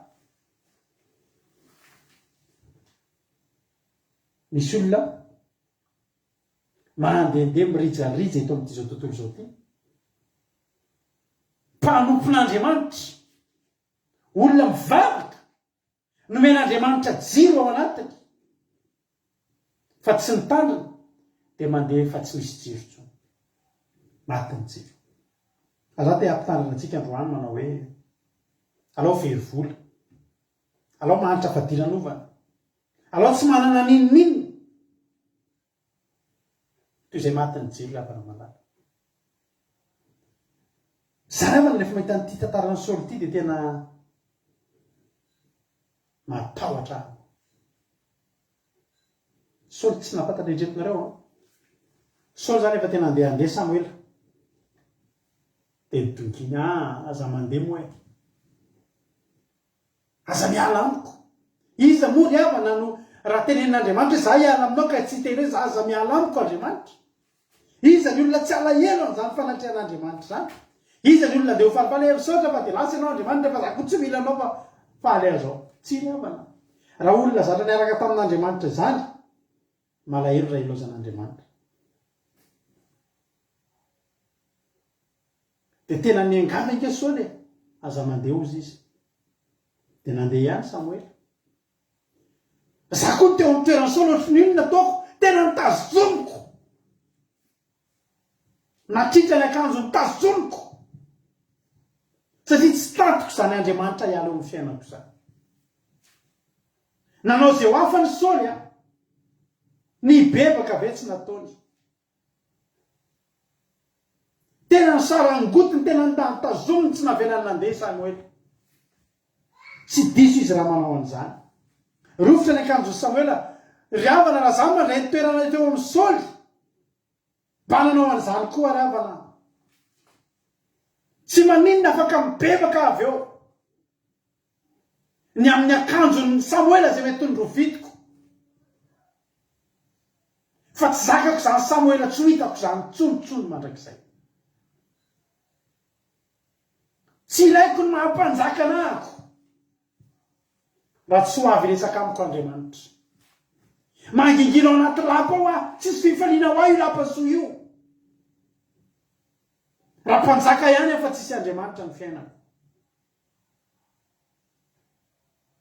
Raha nisy nikoropaka nge Saoly ry havana. Nikoropaka Saoly.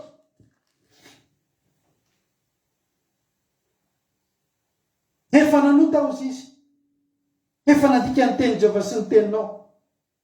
tena lazava teo misy sangy natao hatrany vahoaka sy ny sisa sy ny sisa ko ankehitriny mamelany ero karaha virena amiko indray mba hikofako eo anatrehan'i Jehovah. Hoy Samuel za tsy verina aminao intsony ka efa nandahan'i Jehovah ianao. Tsy sitrapony Samuel io ary amin'ny fanenika Samuel rabana tena miteny fa Samuel nalahelo an'i Saoly, zany hoe Samuel tea mangy an'i Saoly. Andriamanitra tsy nanilaka an'i Samuel intsony. Ny fiafaran'ny fiainan'ny olona anankiray na mbola velona izy na miliardera izy ninona toerana misy azy, ny fiafaran'ny fiainan'ny olona iray dia mijiro anatiny maty.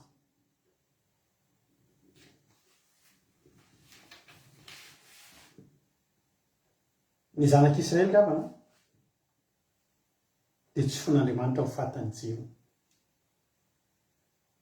Ao anatinao misy jiro nampirehetin'Andriamanitra. Ao anatinao misy jiro napetrak'Andriamanitra amina fanaovan-jiro. Na izaho na ianao mihaino io misy jiro mirehatra ao anatinao. Misy pilina mitazona ny aina ara-panahintsika ao anatintsika. Napetrak'Andriamanitra io. Ary Andriamanitra mametraka an'io amin'izay tiany. Amin'ny fotoana Andriamanitra mifidy olona anankiray dia ametrahany an'io ao anatiny ao. Dia io afo io mirehatra io. Miredareda io. Misy ny sasany miredareda be, misy ny sasany mirehatra ara-dalàna, misy somary mirehatra kely, misy somary tsilopilopy. Misy ary efa vainafo araka nampahaizako ny Kristo anaty commencement keo. Hoe tena mety efa vainafo mafanafana sisa. Fa androany angatatsika anatin'ity fivadikanana ity. Ianao aza mangata-karena, aza maika ny angata-karena ianao. Fa ny angatatsika anatin'ity fivadikanana ity, Andriamanitra ampirehetindray ny afo. Avelao irehatra ato anatiko ny afo. Ny fiangonan'ny Efesosy any amin'ny 4 ny Apokalipsy any, amin'ny Efesosy, fiangonan'ny Efesosy izay mivanginy Jaune nampahitany Jesosy azy. Apokalipsy toko 2. Apokalipsy toko 2.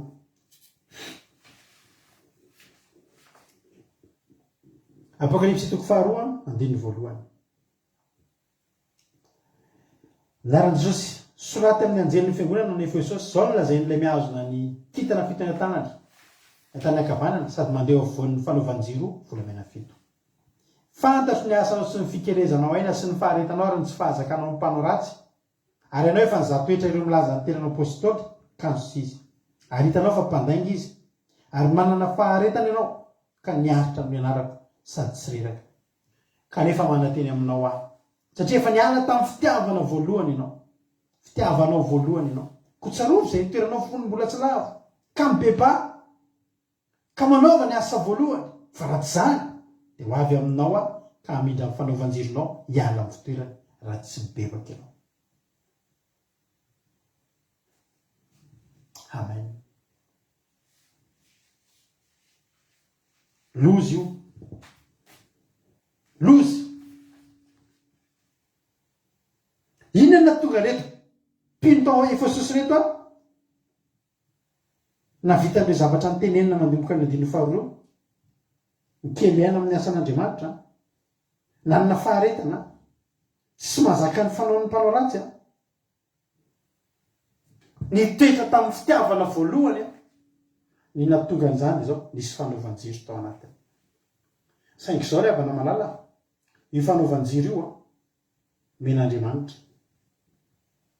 Fa ny mampirehatra an'io dia anjarantsika no mikolokolo azy. Anjarantsika no mikolokolo an'io afo io mba hirehatra. Raha maty io dia isika, raha mirehatra io dia isika. Ny anjaran'Andriamanitra dia manome asy ianao fanaovan-jiro.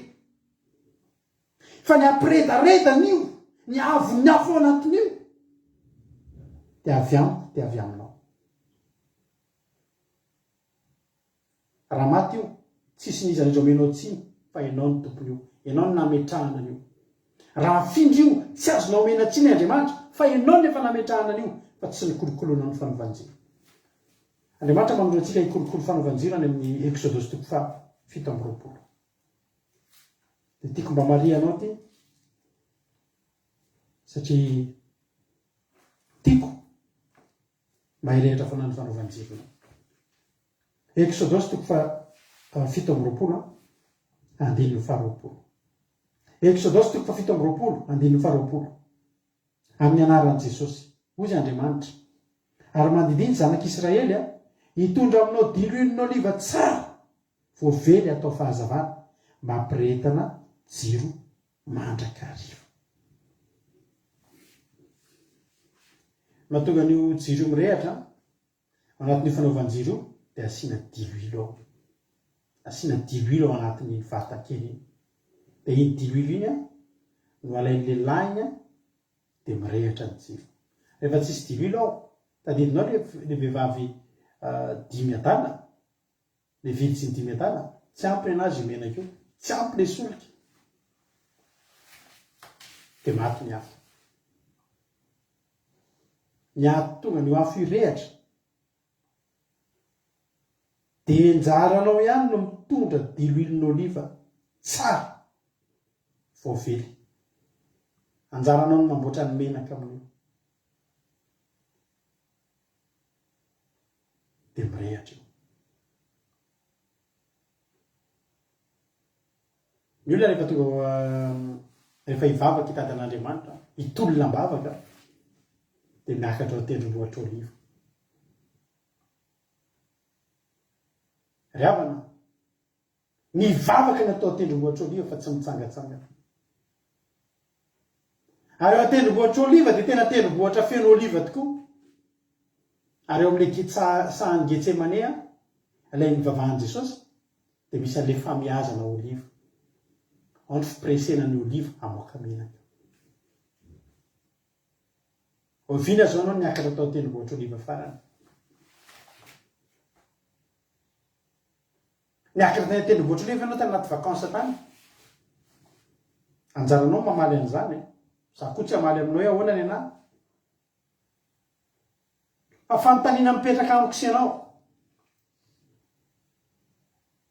Oviana ianao no mitondra diloilon'oliva tsara voavely mba atao fanazavana amin'ilay afo, mba ho solika hampirehitra ny afo anatinao. I Saoly ry havana nanadino mitondra. Tsy nitoto diloilo no nataony Saoly, fa nijery ny vahoaka izy dia nanome fahafaham-po ny vahoaka. Ary nisy fahafatesana tsy kelikely ny teo amin'ny Saoly. Ary mampanontany tenana ahako hoe Andriamanitra fa nanino ny Saoly no tsy nanao tahaka ny mponiny mpanjakan'ny Ninive. Ilay nitenenina hoe afaka 7 andro maty daholo ny jironareo, ravinareo, tsisy ninona tsononareo. Ozy ny mponiny, ozy ny mpanjakan'ny Ninive andao hifady haniny isika, sao Andriamanitra mba hanenina. Raha i Saoly ve ry havana natao ny resaka izy Samuel io no nandeha nifady haniny, tsisy azon'Andriamanitra natao hoe?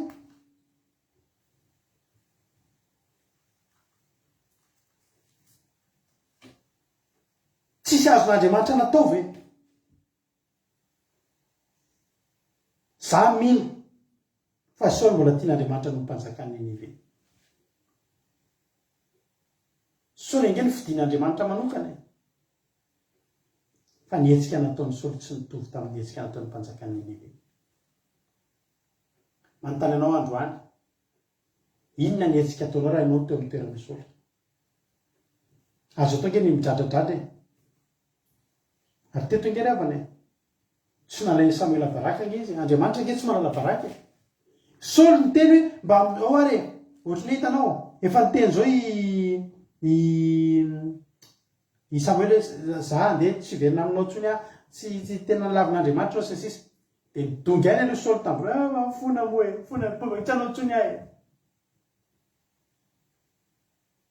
Fa mbola nitenenina ny zanatoetrany izy, zaho tsy hiverina intsony. Dia zao mba fangatahany Saoly. Efa nanota azy zao, 7 Samuel voalohany toko 7. Efa nanota azy zao, kanefa masiny ianao, mba ame voninahitra natrehan'ny loholoky sy natrehan'ny Israely ahy. Hitanao ry havana. ny voninahitra omena azy no ny nahafatifaty any Saoly noho ny andeha hibebaka marina tokoa tamin'ny zavatra zay nataony. Hitanao ohatra ny teny ianao tena meloka ianao tsy mamela anao dia ohatra ny teny Saoly eny tsy maninana tsy avelanao rehefa le voninahitra kosa mba harovy. Dia narovan'Andriamanitra raha zay ny tediavany.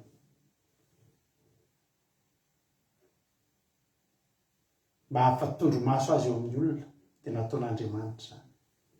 Fa tao aorianan'io tsy tonga teo intsony Samuela.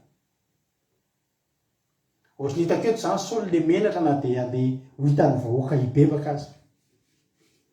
Ohatry ny hitako eto zany Samuela le tena Saoly le tena atao ambadimbadika ato izy Samuela miresaka dia tsy tiany atao hitan'ny olona mihitsy fa ny zavatra tiany image tiany hitan'ny olona dia izy milamina tsara, mbola mirehatra tsara ny afo, mbola tena manga ny lanitra, manga ny fiarahana eo amin'izy Samuela. Zay ny zava-dehibe taminy. Ny zava-dehibe le havana dia le jiro anatintsika. Tsy maninona ianao napahana sy tsy mahita tsony azy, fa mbola tsy maty le afo ao anatinao, mbola tsy maty le jiro.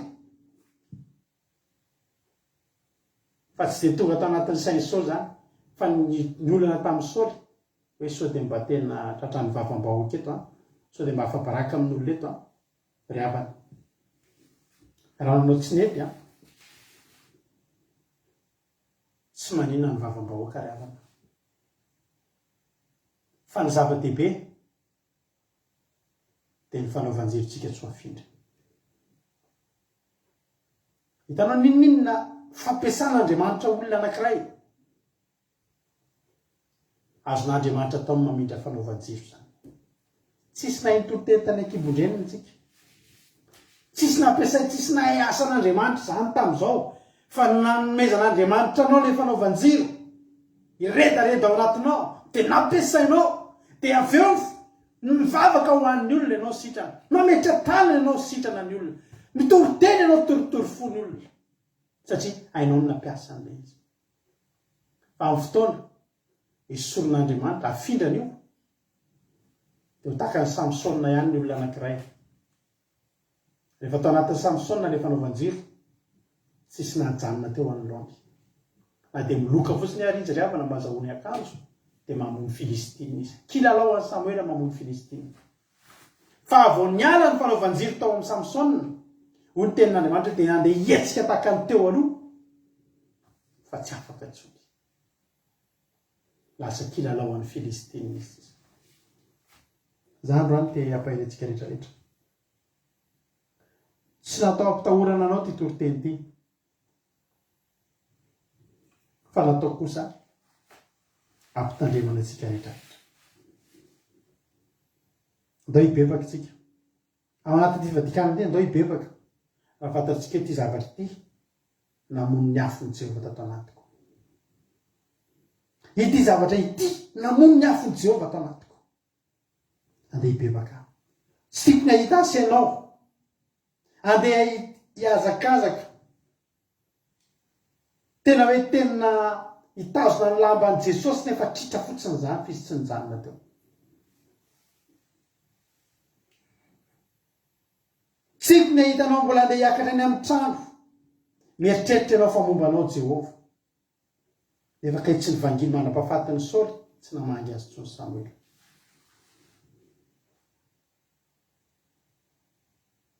Hoy Jesosy any amin'ny Mateo 5 any hoe ianareo nge izy ny fahazavany zao tontolo zao e. Ny asan'ny apôstôly ary dia miteny ny asan'ny apôstôly 7:7 manao hoe efa nandidy anao fahazavan'ny jentily izany. Manana mission tsika io afato anatintsika io, sady mirehatra mampafana atsika ho hanazava ny manodidina atsika. Lehibe nge raha ny Andriamanitsika io. Za misy fotoana rehefa mandefa document ohatra, andefa document anao amin'ny telefona dia amin'ny telefona ihany ohatra manao an'le mampiasa an'le scanner dia rehefa misy aloka dia sarotra be raha mirehetra zay dia misy aloka le izy dia lehibe ny fahasoavan'Andriamanitra fa rehefa ato an-trano na jiro takiny ahoana azy misy aloka foana na mazava takiny ahoana fa entinao voaka eny an-tokotany io dia tonga dia efa satria ny fahazavan'Andriamanitra io tsy avy eo ny ambony fotsiny ihany fa misy ny fahazavan'Andriamanitra avaizana avaizana ravana nanendry anasy ianao Andriamanitra ho fahazavana nahoantsika manaiky afenina ny ambany fandriana ravana nahoana ny afony Jehova no navelantsika ho faty tsika tsy hanao tahaka ny Saoly androany amen tsy ny voninahitrytsika no tretika je mitsy fangatany mba hoe voninahitra aho izy nomena voninahitra mason'ny Israely atao iliko izay voninahitra ravana raha nijeriko maty atao iliko izay voninahitra atao iliko zay dokadokan'ny olona sy fankasitrahan'ny olona raha ny hafa tanatoko maty tsy tatiko zany le avana malala teteny aminao androany mbola misy ny azontsika atao mbola tsy maty ny afon'ny Jehova anatinao mbola tsy maty io mety pahany ianao mety efa niaina angamba ny fahitana mety efa nahalana ny tenin'ny Jehova ekeko zany fa za mampahiry anao androany mbola tsy maty ny afo mbo tsy haka n'le diloilo le diloilon'oliva alaitsika ampandoliana zany rehefa aveo teo ampandoliana no hitototsika io oliva io amoaka diloilo apiretana ny afo fantatrina ny zavatra angatanao anatin'izao fifadikanina izao fa ny tiako voalohany indrindra angatananao dia zao aza vela hitsilopolopy ny afo Andriamanitra aza vela ho faty le afo Andriamanitra tsy mahay manao na inona na inony tsika raha maty io afo mety ny toroteninao rehetrarehetra io mieno sisy ianao dia latsatra amin'ny maso fa tsy ampiasain'Andriamanitra ohatra zany tsony ianao mandra-pialan'ny Saoly tety tsy namangy azy tsony Samoela zany ny antsika rehetra nataon'ny Saoly onjonjo ny tena ny sisa nanomboka tena tsisy fitarihan'Andriamanitra tsony mba azonao an-tsaina be ravany zany mba azonao an-tsaina be zany hoe mampalahelo ny ravany zany zavatra zany hoe ianao mandeha mpanjaka ianao fa tsisy fitarihan'Andriamanitra tsony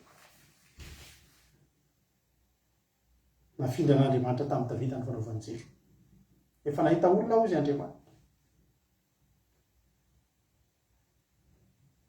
ny fivadikanina tsika tsy angatantsika vola mankarena fa angatantsika afo hoe Andriamanitra aza velanao ho faty ny afo ohatry ny hitako eto ravana eny mbola eo ambony fandriana mampalahelo tantara io eny mbola eo ambony fandriana matory pahana ny masony maheno ny Samoela falifaly be ao ambadika ao miresaka amin'ny Jehova azonao an-tsaina be zany ravana matory ambony fandriana izy pahana dia eny no fotsiny jerenao nge zavatra mitranga tamin'ny Samoela sy eny le resaka tamin'ny Jehova i Samoela dia ozy izy ely rehefa miferindravana izy tantarao anao izy izy nitenenin'ny Jehova ravana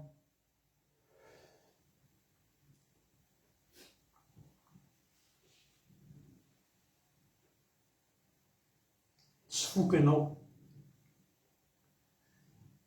hierin'ny fitantanan'ny olona sisa ianao mihitsy mila mbola miresaka amin'ny Jehova ravana ianao mihitsy mbola mila miresaka amin'ny Jehova ianao mihitsy mbola mila mihaino ny feo an'Andriamanitra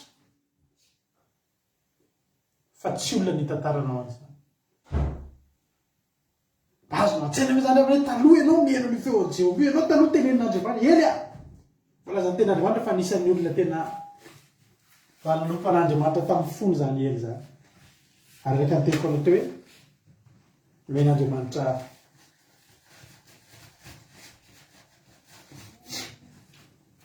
nomen'Andriamanitra fanomezam-pahasarovana sady misorona nanao asa fisoronana no mitsara zareo tena feno ositra tena nampiasain'Andriamanitra fa ankehitriny any alatrano any anefitrano any izy maheno any Samuel miresaka amin'izao mitsinjatsijaka ngeravana Samuel miresaka amin'i Jehovah ngeravana niresaka tamin'ny Samuel nanome mission be dehibe amin'izay hatramin'ny fanosorana mpanjaka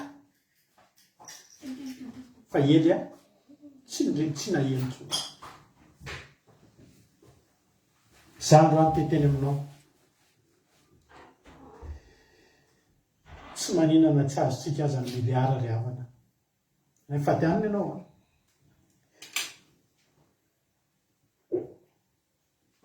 anaty fifadikanina ianao androany zany atao hoe zava-panahy tsy hitany maso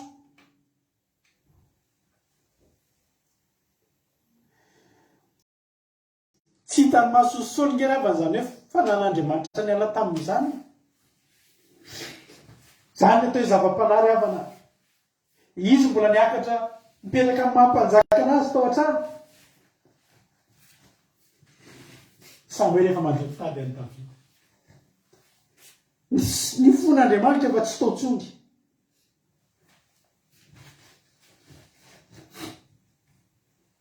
raha angataka ianao androany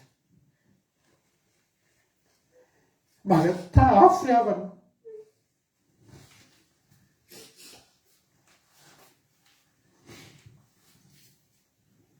sady tsy mitenana hoe ratsy mangataka vola sy arena fa ratsy ry havana zany vola sy arena tsisy iaraka amin'olona tsy misy afon'Andriamanitra zany tsony a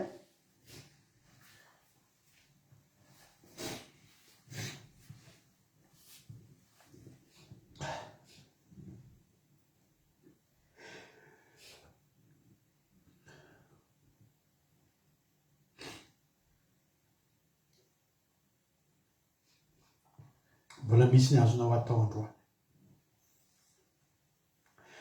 aiza ny olivanao ry havana amin'izao fotoana izao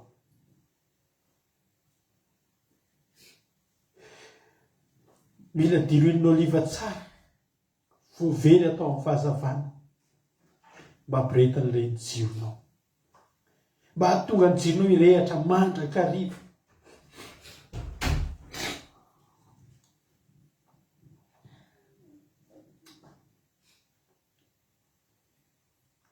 zany teo amin'ny toerana Saoly tamin'ny fotoana io ry havana teo ny eo adiliditra fifadikana ohatran'izao ataontsika izao tsy vitako niakatra tany an-tranoko ka namelany Samuel nandeha teo fa mba nanao tahaka ny Jakoba Andriamanitra nge ry havana azo idongina ohatra zany Jakoba nge ry havana efa ndroan'ilay anjely fotsiny tamin'iny arim-bavaka iny fa hoana tenen'i Jakoba ozy Jakoba tsy avelako ianao tsy avelako eto ianao tazominy mitendreny ny feany fa tena tsy navelany ry havana fa neny Saoly rehefa nomena voninahitra teo anatrehan'ny vahoaka izy dia ampy anazy lamina ny conscience any nandeha niakatra tany tokantrano lamina ny conscience any Saoly io a nandeha niakatra efa mba tsy afa-paraka teo anatrehan'ny olona fa za miteny anao androany raha tsy maintsy misafidy tsy maninona ny afa-paraka eo anatrehan'ny olona ry havana tsy maninona ny afa-paraka eo anatrehan'ny olona rehefa tsy mijironao ny vonona navenao faty vonona avenao anatin'ny fifadikanana 2 andro ity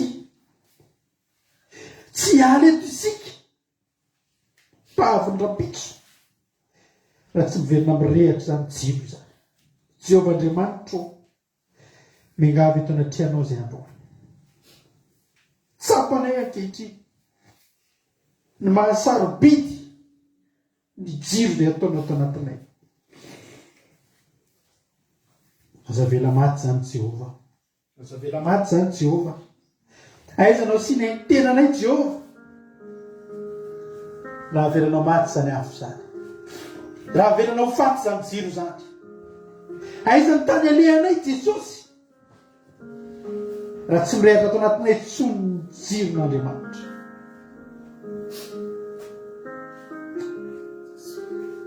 dia mihoatra lavitra aloha ireny olona tsy mivavaka kivy amin'ny fiainana te hamono teny ireny izay.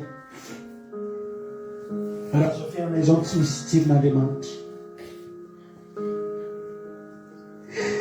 zay nge Jesosy mbola te hijoro, zay nge Jesosy mbola te ho ampiasainao foana.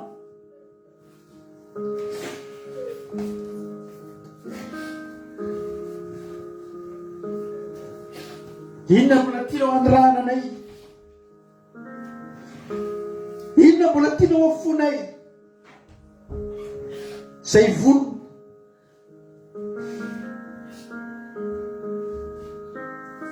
Fa apreto le jiro Jesosy. Apreto le jiro Jesosy. Mamangianay ianao Andriamanitra. Azo ataonao mahalana izany ny famanginao.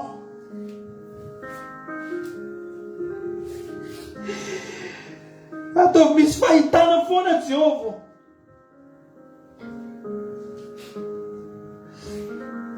Fa androany tazoninay, ho tazoninay ny lambanao Jesosy.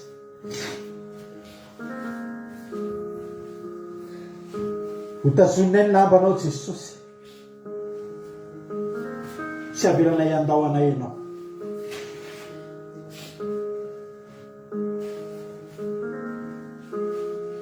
Nizanizy ianao menao ty toriteny ty androany.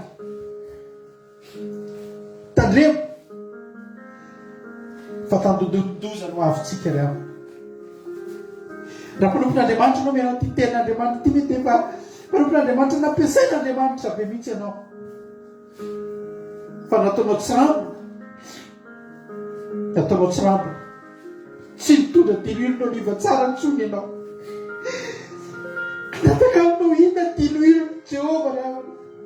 Natakaminao inona diloilonao liva Jehova ry avanao. Natakaminao inona izany.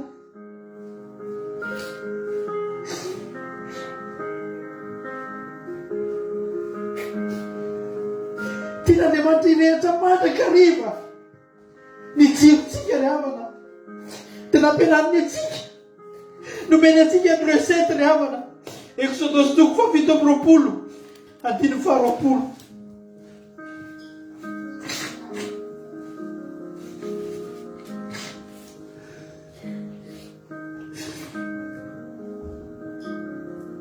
Mandididy zanak'Israely hitondra aminao diloilonao liva tsara, voavely atao fahazavana, mba hampiretana jiro mandrakariva.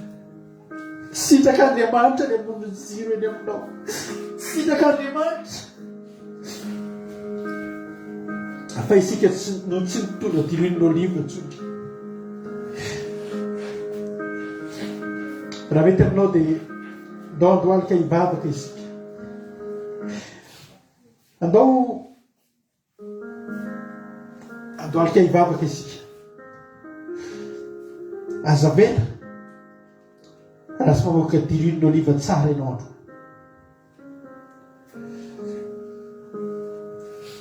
Ampiretana ny jironao. Mbola tsy maty ny jironao e. Mbola nienao ty toriteny ty ianao androany, mbola tsy maty ny jironao. Tsy fantatro ny zavatra lalovanao a. Tsy fantatro ny zavatra lalovanao a. Mety ady mafy mihitsy ny lalovanao. Fa tsy ino ny zava-dehibe. Ny zava-dehibe fa mafarika aneko anao androany. Mbola tsy maty ny jironao. Mbola tsy maty le jiro. Mety efa mitsilopolopy a. Mety efa vaina vitsivitsy sisa.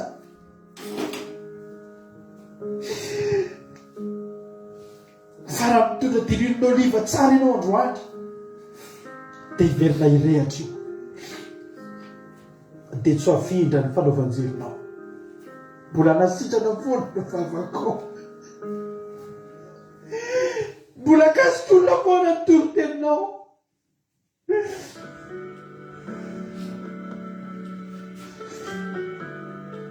Mbola oren'Andriamanitra foana ny vavakao. Hivavaka isika amin'izao fotoana.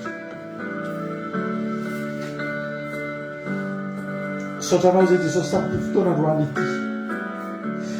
Misaotra anao zay Jesosy ny amin'ny fitiavanao anay. Mbola teny taminay indray ianao androany. Mbola teny taminay indray ianao androany. Mandray fampitandremana zay Jesosy androany. Raisinay zany Jesosy. Tsy matezitra anay, tsy mampalena anay raha tsy toteny fitahiny zay androany. Mety ny andrana ihany zay hoe toteny tena fitahina mipopoka be ny aminay androany. Tsy tezitra zay raha tsy taheno an'izany androany. Tsy malahelo ary tsy mieritreritra amin'ny tenana hiala maina. Fa mandray fampitandremana ngezangezana Jesosy io. Hoaiza ny alehan'ny reto olona ireto, hoaiza ny alehanay.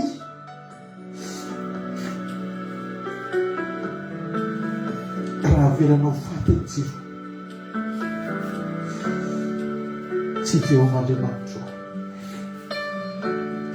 Reto ampandoliana hitadiavanay androany, hikatsaranay ilay diloilo. Tena hividiananay ny oliva tsara indrindra mihitsy ianao androany. Eto ampandolia reto Jesosy a, enoy ny vavakay, enoy ny vavakay Jesosy a. Hiezaka izahay androany hitongra ny oliva tsara, oliva voafatana, oliva voafatana Jesosy a. Entinay eto ampandoliana eto zany androany. Akany ianao nandohalika atao Getsemane Jesosy, mba andolianay koa androany. Andolianay eto Jesosy a. Hitadiavanay ny famindraponao, hitadiavanay ny famelan-keloka avy aminao. Oka hirehatra ilay jiro Jehova, aza mena ho faty ny jiro raha eo.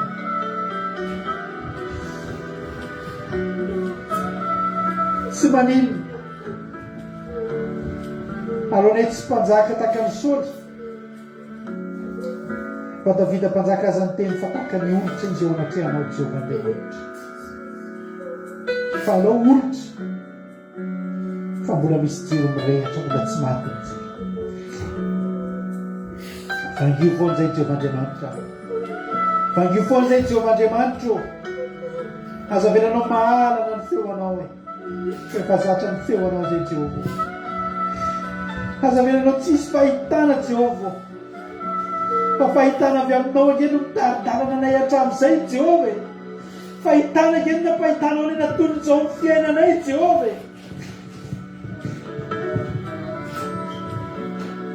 Aleo ianao mamangy anay ihany. Androany eto ampandoliana eto Jesosy a, anatin'izao vavaka izao Jesosy io, dia tazominay ny lambanao androany, tazominay ny lambanao dia tsy avelanay ianao Jesosy malama. Meka ampandehanao ve Jesosy ny fahotanay, meka ampandehanao ve Jesosy ny fangatsiahana sy ny fahavaromarianana nataonay. Anompy izay Jesosy malama, anompy izay Jesosy malama. Sy azonay atao rehetra androany ataonay. Avatsika rehetrarehetra amin'izao fotoana izao, mangatah ianao hoe Andriamanitra, tsy avelako ianao androany raha tsy tahina. Samia mivavaka amin'ny fony. Oka ho zava-dehibe aminao zany zavatra teneniko anao androany tanaty toriteny zany.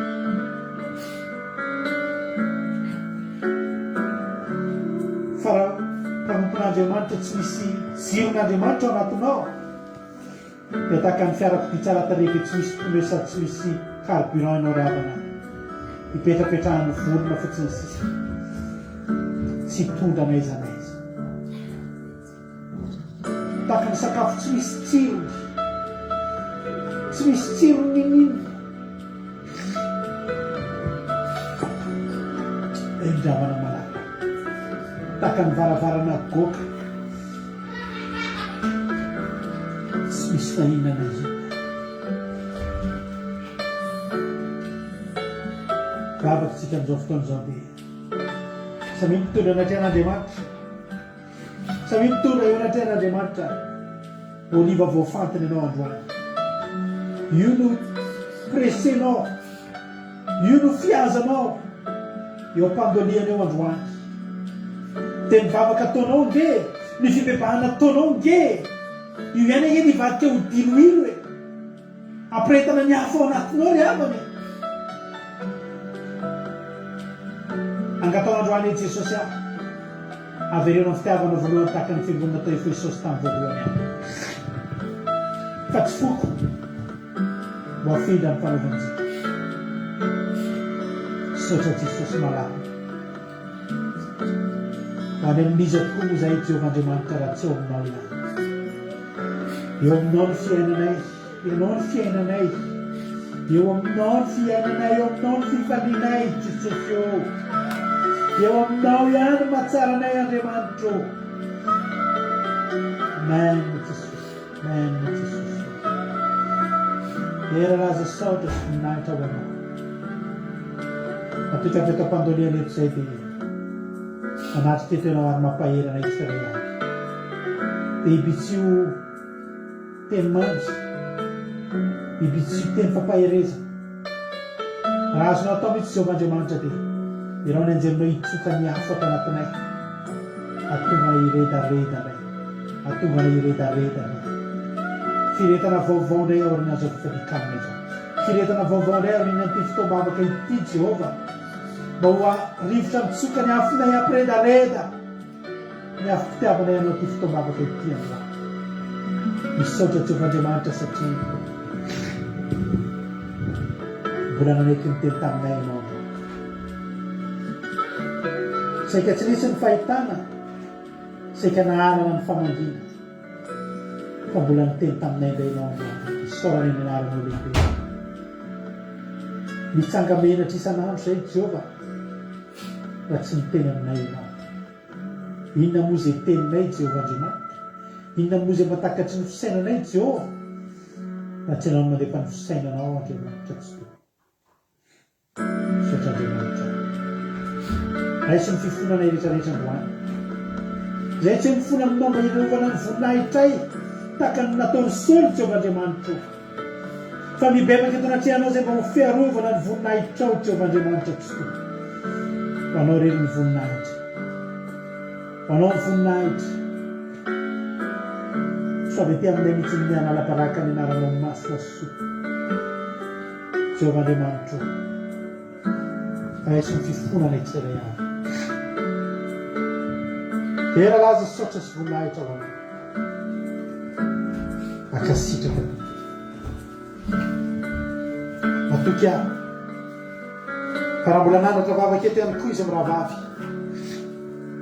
Dia mbola eto ihany koa Jehovahandriamanitra anao. Ihany ny vavaka ataony. Hivavaka, raha nabavitsika saondra amin'izao fotoana izao an, dia hivavaka koa nanabavy laovileo aoriana an'izany. Dao ary.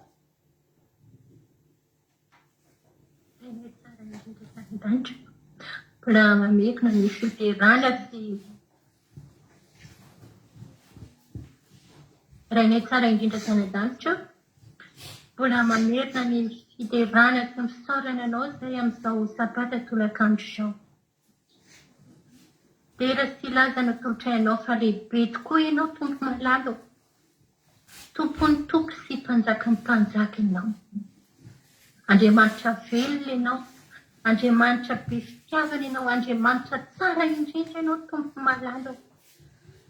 Ka dia mendrika tokoa raha omenay an'izany voninahitra izany ianao amin'izao sabata riva izao. Misaotra tompo malala noho ny nandranao ny mpanomponao, nameanay indray izany anatra izany. Misaotra ray, mbola fitiavanao anay koa izany tompo malalo. Raha tianao izahay dia tsy nananatra anay ianao ohatra ny ray aman-dreny mananatra ny zanaka tompo malalo. Tiany ray aman-dreny ny zanany matoa anary. Misaotra Jesosy malalo. Misaotra anao fitiavanao anay. Andao sabata hariva izao dia indreto izahay rehetra rehetra manolotra ny tenanay mifanatitra velona eo an-tongotrao tompo malalo. Dio ekeo zany fanatitra atolotra ianao zany amin'ny sapata ity mba ho tena taona fifadikana hitondra fahasoavana sy fitahiana ao anay ary famelan-keloka ao anay izao fifadikana izay ataonay rehetra izao. Tsy mendrika izay tompo malalo, tsy mendrika izay na dia niantso ny anaranao azy kanefa noho ny famindraponao sy fitiavanao indreto izahay mifona sy mitalao aminao mamindrafo aminay tompo malalo, mamelany hevokay izany hevitra mampisaraka anay aminao. Mangataka aminao koa izahay amin'izao sabata izao mba hitazomanao ny fanaovan-jironay tompo malalo. Tazomy izahay tompo malalo, ampitomboy ny finoana ao anatinay mba ho diloviro mendrika tokoa. Ampirehitra ny jironao tompo malalo mba ho jiro fahazavana ho an'ireo manodidina anay izahay, mba ho jiro hitondra hafanana tompo malalo, mba ho jiro tazan'ny olona rehetra izay mijery anay hoe tena ho hiteny aminay tena voninahitra tompo malalo, mba tsy hanala baraka anao izay tompo malalo.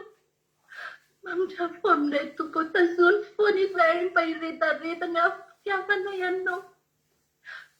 Tazomy izahay mba tsy hiverin-dalana tompo malalo.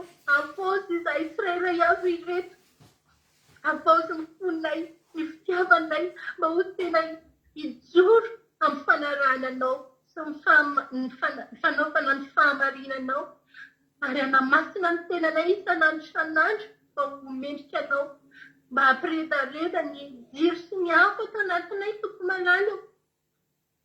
Dia mino tompo malalo fa ianao izany mivavaka izany izay, mivavaka izany ianao satria angatahanay amin'ny anaranao Jesosy Kristy mavony dia izany mivavaka izany. Ianao ilay tompony tompo, ianao ilay tompo ny fitiavana, ianao ilay tompo mpihindra fo no angatahanay an'izany mivavaka izany. Misaotra Jesosy eo. Alleluia. Amen. Alleluia. Ry rainay tsara sady masina indrindra izay ny an-danitra eo. Misaotra anao izay Jesosy, misaotra ny amin'ny fitiavanao anay Jesosy malalo, misaotra ny amin'ny fahasoavanao Jesosy. Mbola lehibe dia tena hoe lehibe ny fitiavanao anay, tsy manam-paharoa Jesosy malalo satria dia mbola nomenao anjara izay tsirairay avy reto sy nalehanao diso anjara indray izay tsirairay avy reto Jesosy. Mbola afaka niaina indray ny feonao nampitandrina indray tamin'ity arivoty Jesosy. Mbola nomenao fahasalamana izay Jesosy, mbola nisokafanao ny sofinay, mbola nampahiratinao indray ny masonay Jesosy. Nafanay nandrian'izany teny mamy avy aminao izany Jesosy. Dia misaotra ianao izany Jesosy, fotoana Jesosy mbola afanay nanatotozan'ity fifadikan'andro voalohany ity Jesosy izay hoe tsy vitanay tokoa Jesosy na amin'ny herinay na amin'ny tanjakay Jesosy, fa noho ianao dia noho ianao rery ady ary noho ny fanatrehanao Jesosy aketo amin'izao fandaharana izao na dia hoe anlinga ihany aza Jesosy. Nefa dia tena hoe miasa eto ianao Jesosy, misy nikasika ho eto Jesosy, misy niositra ho eto Jesosy malalo ary tena hoe feno ny fanamasinao Jesosy malala miasa eto Jesosy. Dia mino Jesosy fanamanga anay ny ainy tsirairay avy petra ianao namanga ho fononay Jesosy malalo. Dia mino fa sokafinao masom-pananay tsirairay avy Jesosy amin'izany sy afatra avy aminao izay mampitandrina anay izany Jesosy malalo. Dia saraka aminao izay Jesosy, dia rehetra mandrakariva amin'ny fitiavananao izay Jesosy, indrindra ilay afo ato anatinay izay napetraka ao Jesosy. Mety hoe misy afo matimaty tahaka ny an'Saoly eto Jesosy, mety hoe ny mihafatsy kelikely ny afo ato anatinay, mety misy ihany koa Jesosy tahaka ny elo Jesosy izay mbola misy antenaina ihany ny aminy Jesosy satria misy ny jironao eo aminy Jesosy. Ianao ankehitriny Jesosy milaza aminay tsirairay avy eto fa mbola misy jiro azo antenaina ny aminay Jesosy. Dia aza vela itsilopolopo zany jiro sy afo atao anatinay zany Jesosy aza vela ho fatifaty Jesosy manalo fa irao Jesosy ny anjerinao itoetra aminay mandrakariva itoetra atao anatinay gofanamasonao Jesosy ampatsiahanay isan'andro mandrapiavanao eny amin'ny rao alanitra Jesosy mba ampafana zany avo zany mba hitehirizanay ny diloilo Jesosy ampirehitra zany avo zany ary azafina Jesosy zany diloilo zany azafina Jesosy zany fitehirizany jironay zany Jesosy malalo fa mila anao zay Jesosy tsy mahavita ninina amin'ny fiainanao raha tsisy anao Jesosy dia tehirizay rehetra mandrakariva hijoro mandrakariva amin'ny fahanarahana anao Jesosy hitandrina ny didinao ny fahamasinanao Jesosy dia indrindrandrindra Jesosy hanatanteraka amin'ny asa zay ampanaovinao anay Jesosy malalo hijoro mandrakariva amin'izany asa ampanaovinao anay zany sanandro sanandro Jesosy malalo tianay anao Jesosy arivony zay nijoro dia indretra zay tsirairay avy zay nokasianao teto rehetra mety misy any ambadika ny avanay Jesosy mety misy namanay Jesosy zay mety hoe mbola manalavitra anao zay mety hoe tena maty tanteraka ny jirony Jesosy fa mbola eo ianao Jesosy mampandrian'izao andro zao amoaza anazy Jesosy dia foazy zay tsirairay foazy ireo avanay sy namanay ireo Jesosy dia zahay reto ihany koa Jesosy malalo atao fitaovana fa vonina Jesosy vonina zay Jesosy ary avaozinay eto ny fanoloran-tenanay Jesosy hiafaka aminao mandrakariva Jesosy fa eo anilanao rerianao mahatsara Jesosy malalo tianao ianao Jesosy voninahitra anao reriany hatramin'ny taloha indrindra ka ho mandrakizay alleluia amen Jesosy alleluia sotra aza miravavy ranavavy saondra sy nanavavy lovilitsika tanaty zanabavaka izany anao ira arytsika amin'izao fotoana izao anao fiderana vitsivitsika mapahasika manana ny fotoana akorehetra amitotsika ao amin'ny groupe rehefa sotra aza miravavitsika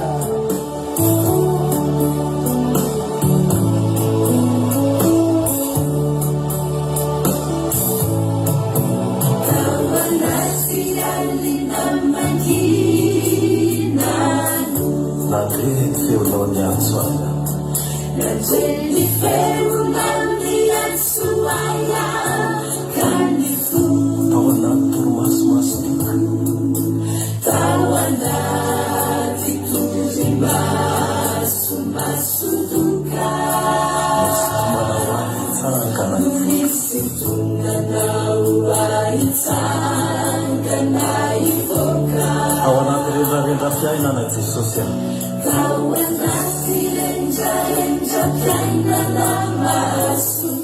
tenenanao mafy azavarina nitenenanao mafy hoe azavarina amandeana tantera miangaka mandeana tanterao niasa fandokonananirako anao ao anaty aizipito ao anaty aizipito niteninao nanao hoe azeto ny jiro azavao ny aizipito areto hita azeto hita zay matory ao tifo tantezao telo vita afafazo ny ao anaty ao anaty aizipito niteninao nanao hoe azeto ny jiro azavao ny aizipito areto hita azeto hita zay matory ao tifo tantezao telo vita afafazo ny sinona moa zahay Jesosy nomba novidinao anatanteraka ny asanao olombelona fiodiny mpanoty mpanao meloka mpanoty tsy mahasoa ny ataona ihany no ataonay nefa hoy ianao hoe miadana am'izao tontolo zao no nofidiko hampamenatra ny endry ary malemy am'izao tontolo zao mahampamenatra ny mahely malehana hoy ianao ary eto ny jiry azavao ny azy hoe fa efa nahazo manaim-poana ianareo na mizarana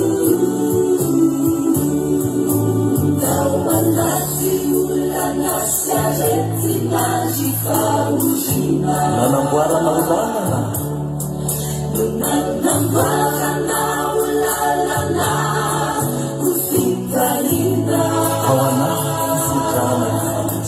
ao anaty fisedrana nanangananao arivoka ho mpandresy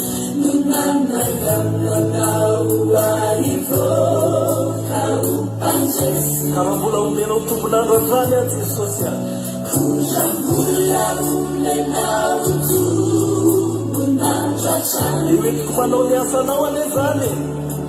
eoentiko manao ny asanao ane zany mbola omenao vatana fakaiasa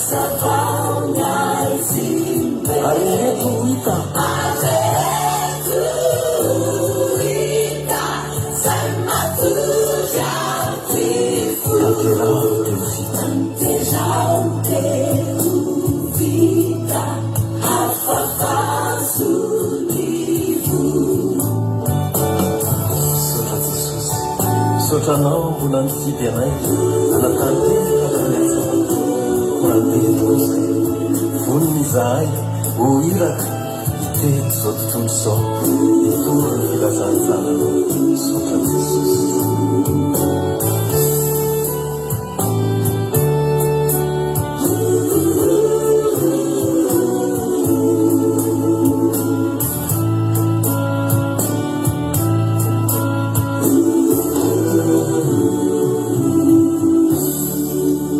Halleluja. Androany fotoanatsika tsy isale figarana vahaonatina fanohina figarana rotsika manatsika fotoana satria mbola hitrafandraisina fanasamy tompotsika ao anaty figarana ity ao ary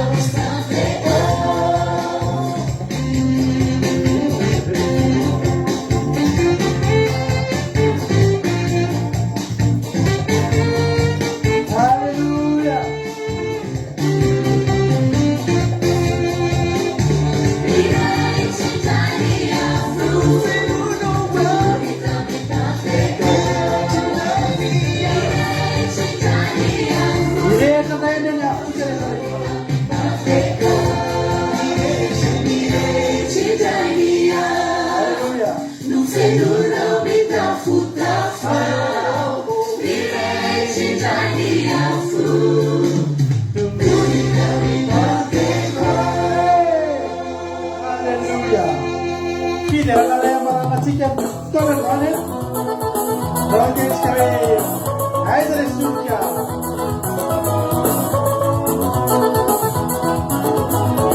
aiza daholo ny solika savia mitsapa ny solika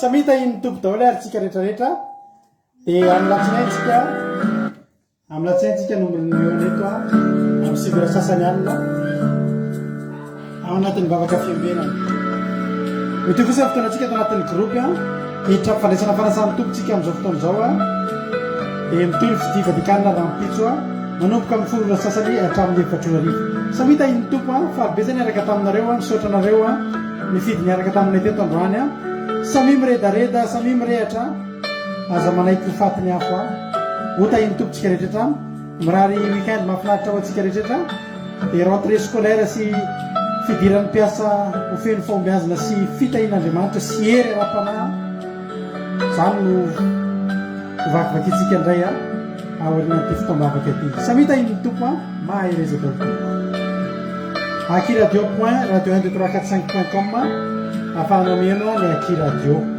Samita in Jesosy. Amen.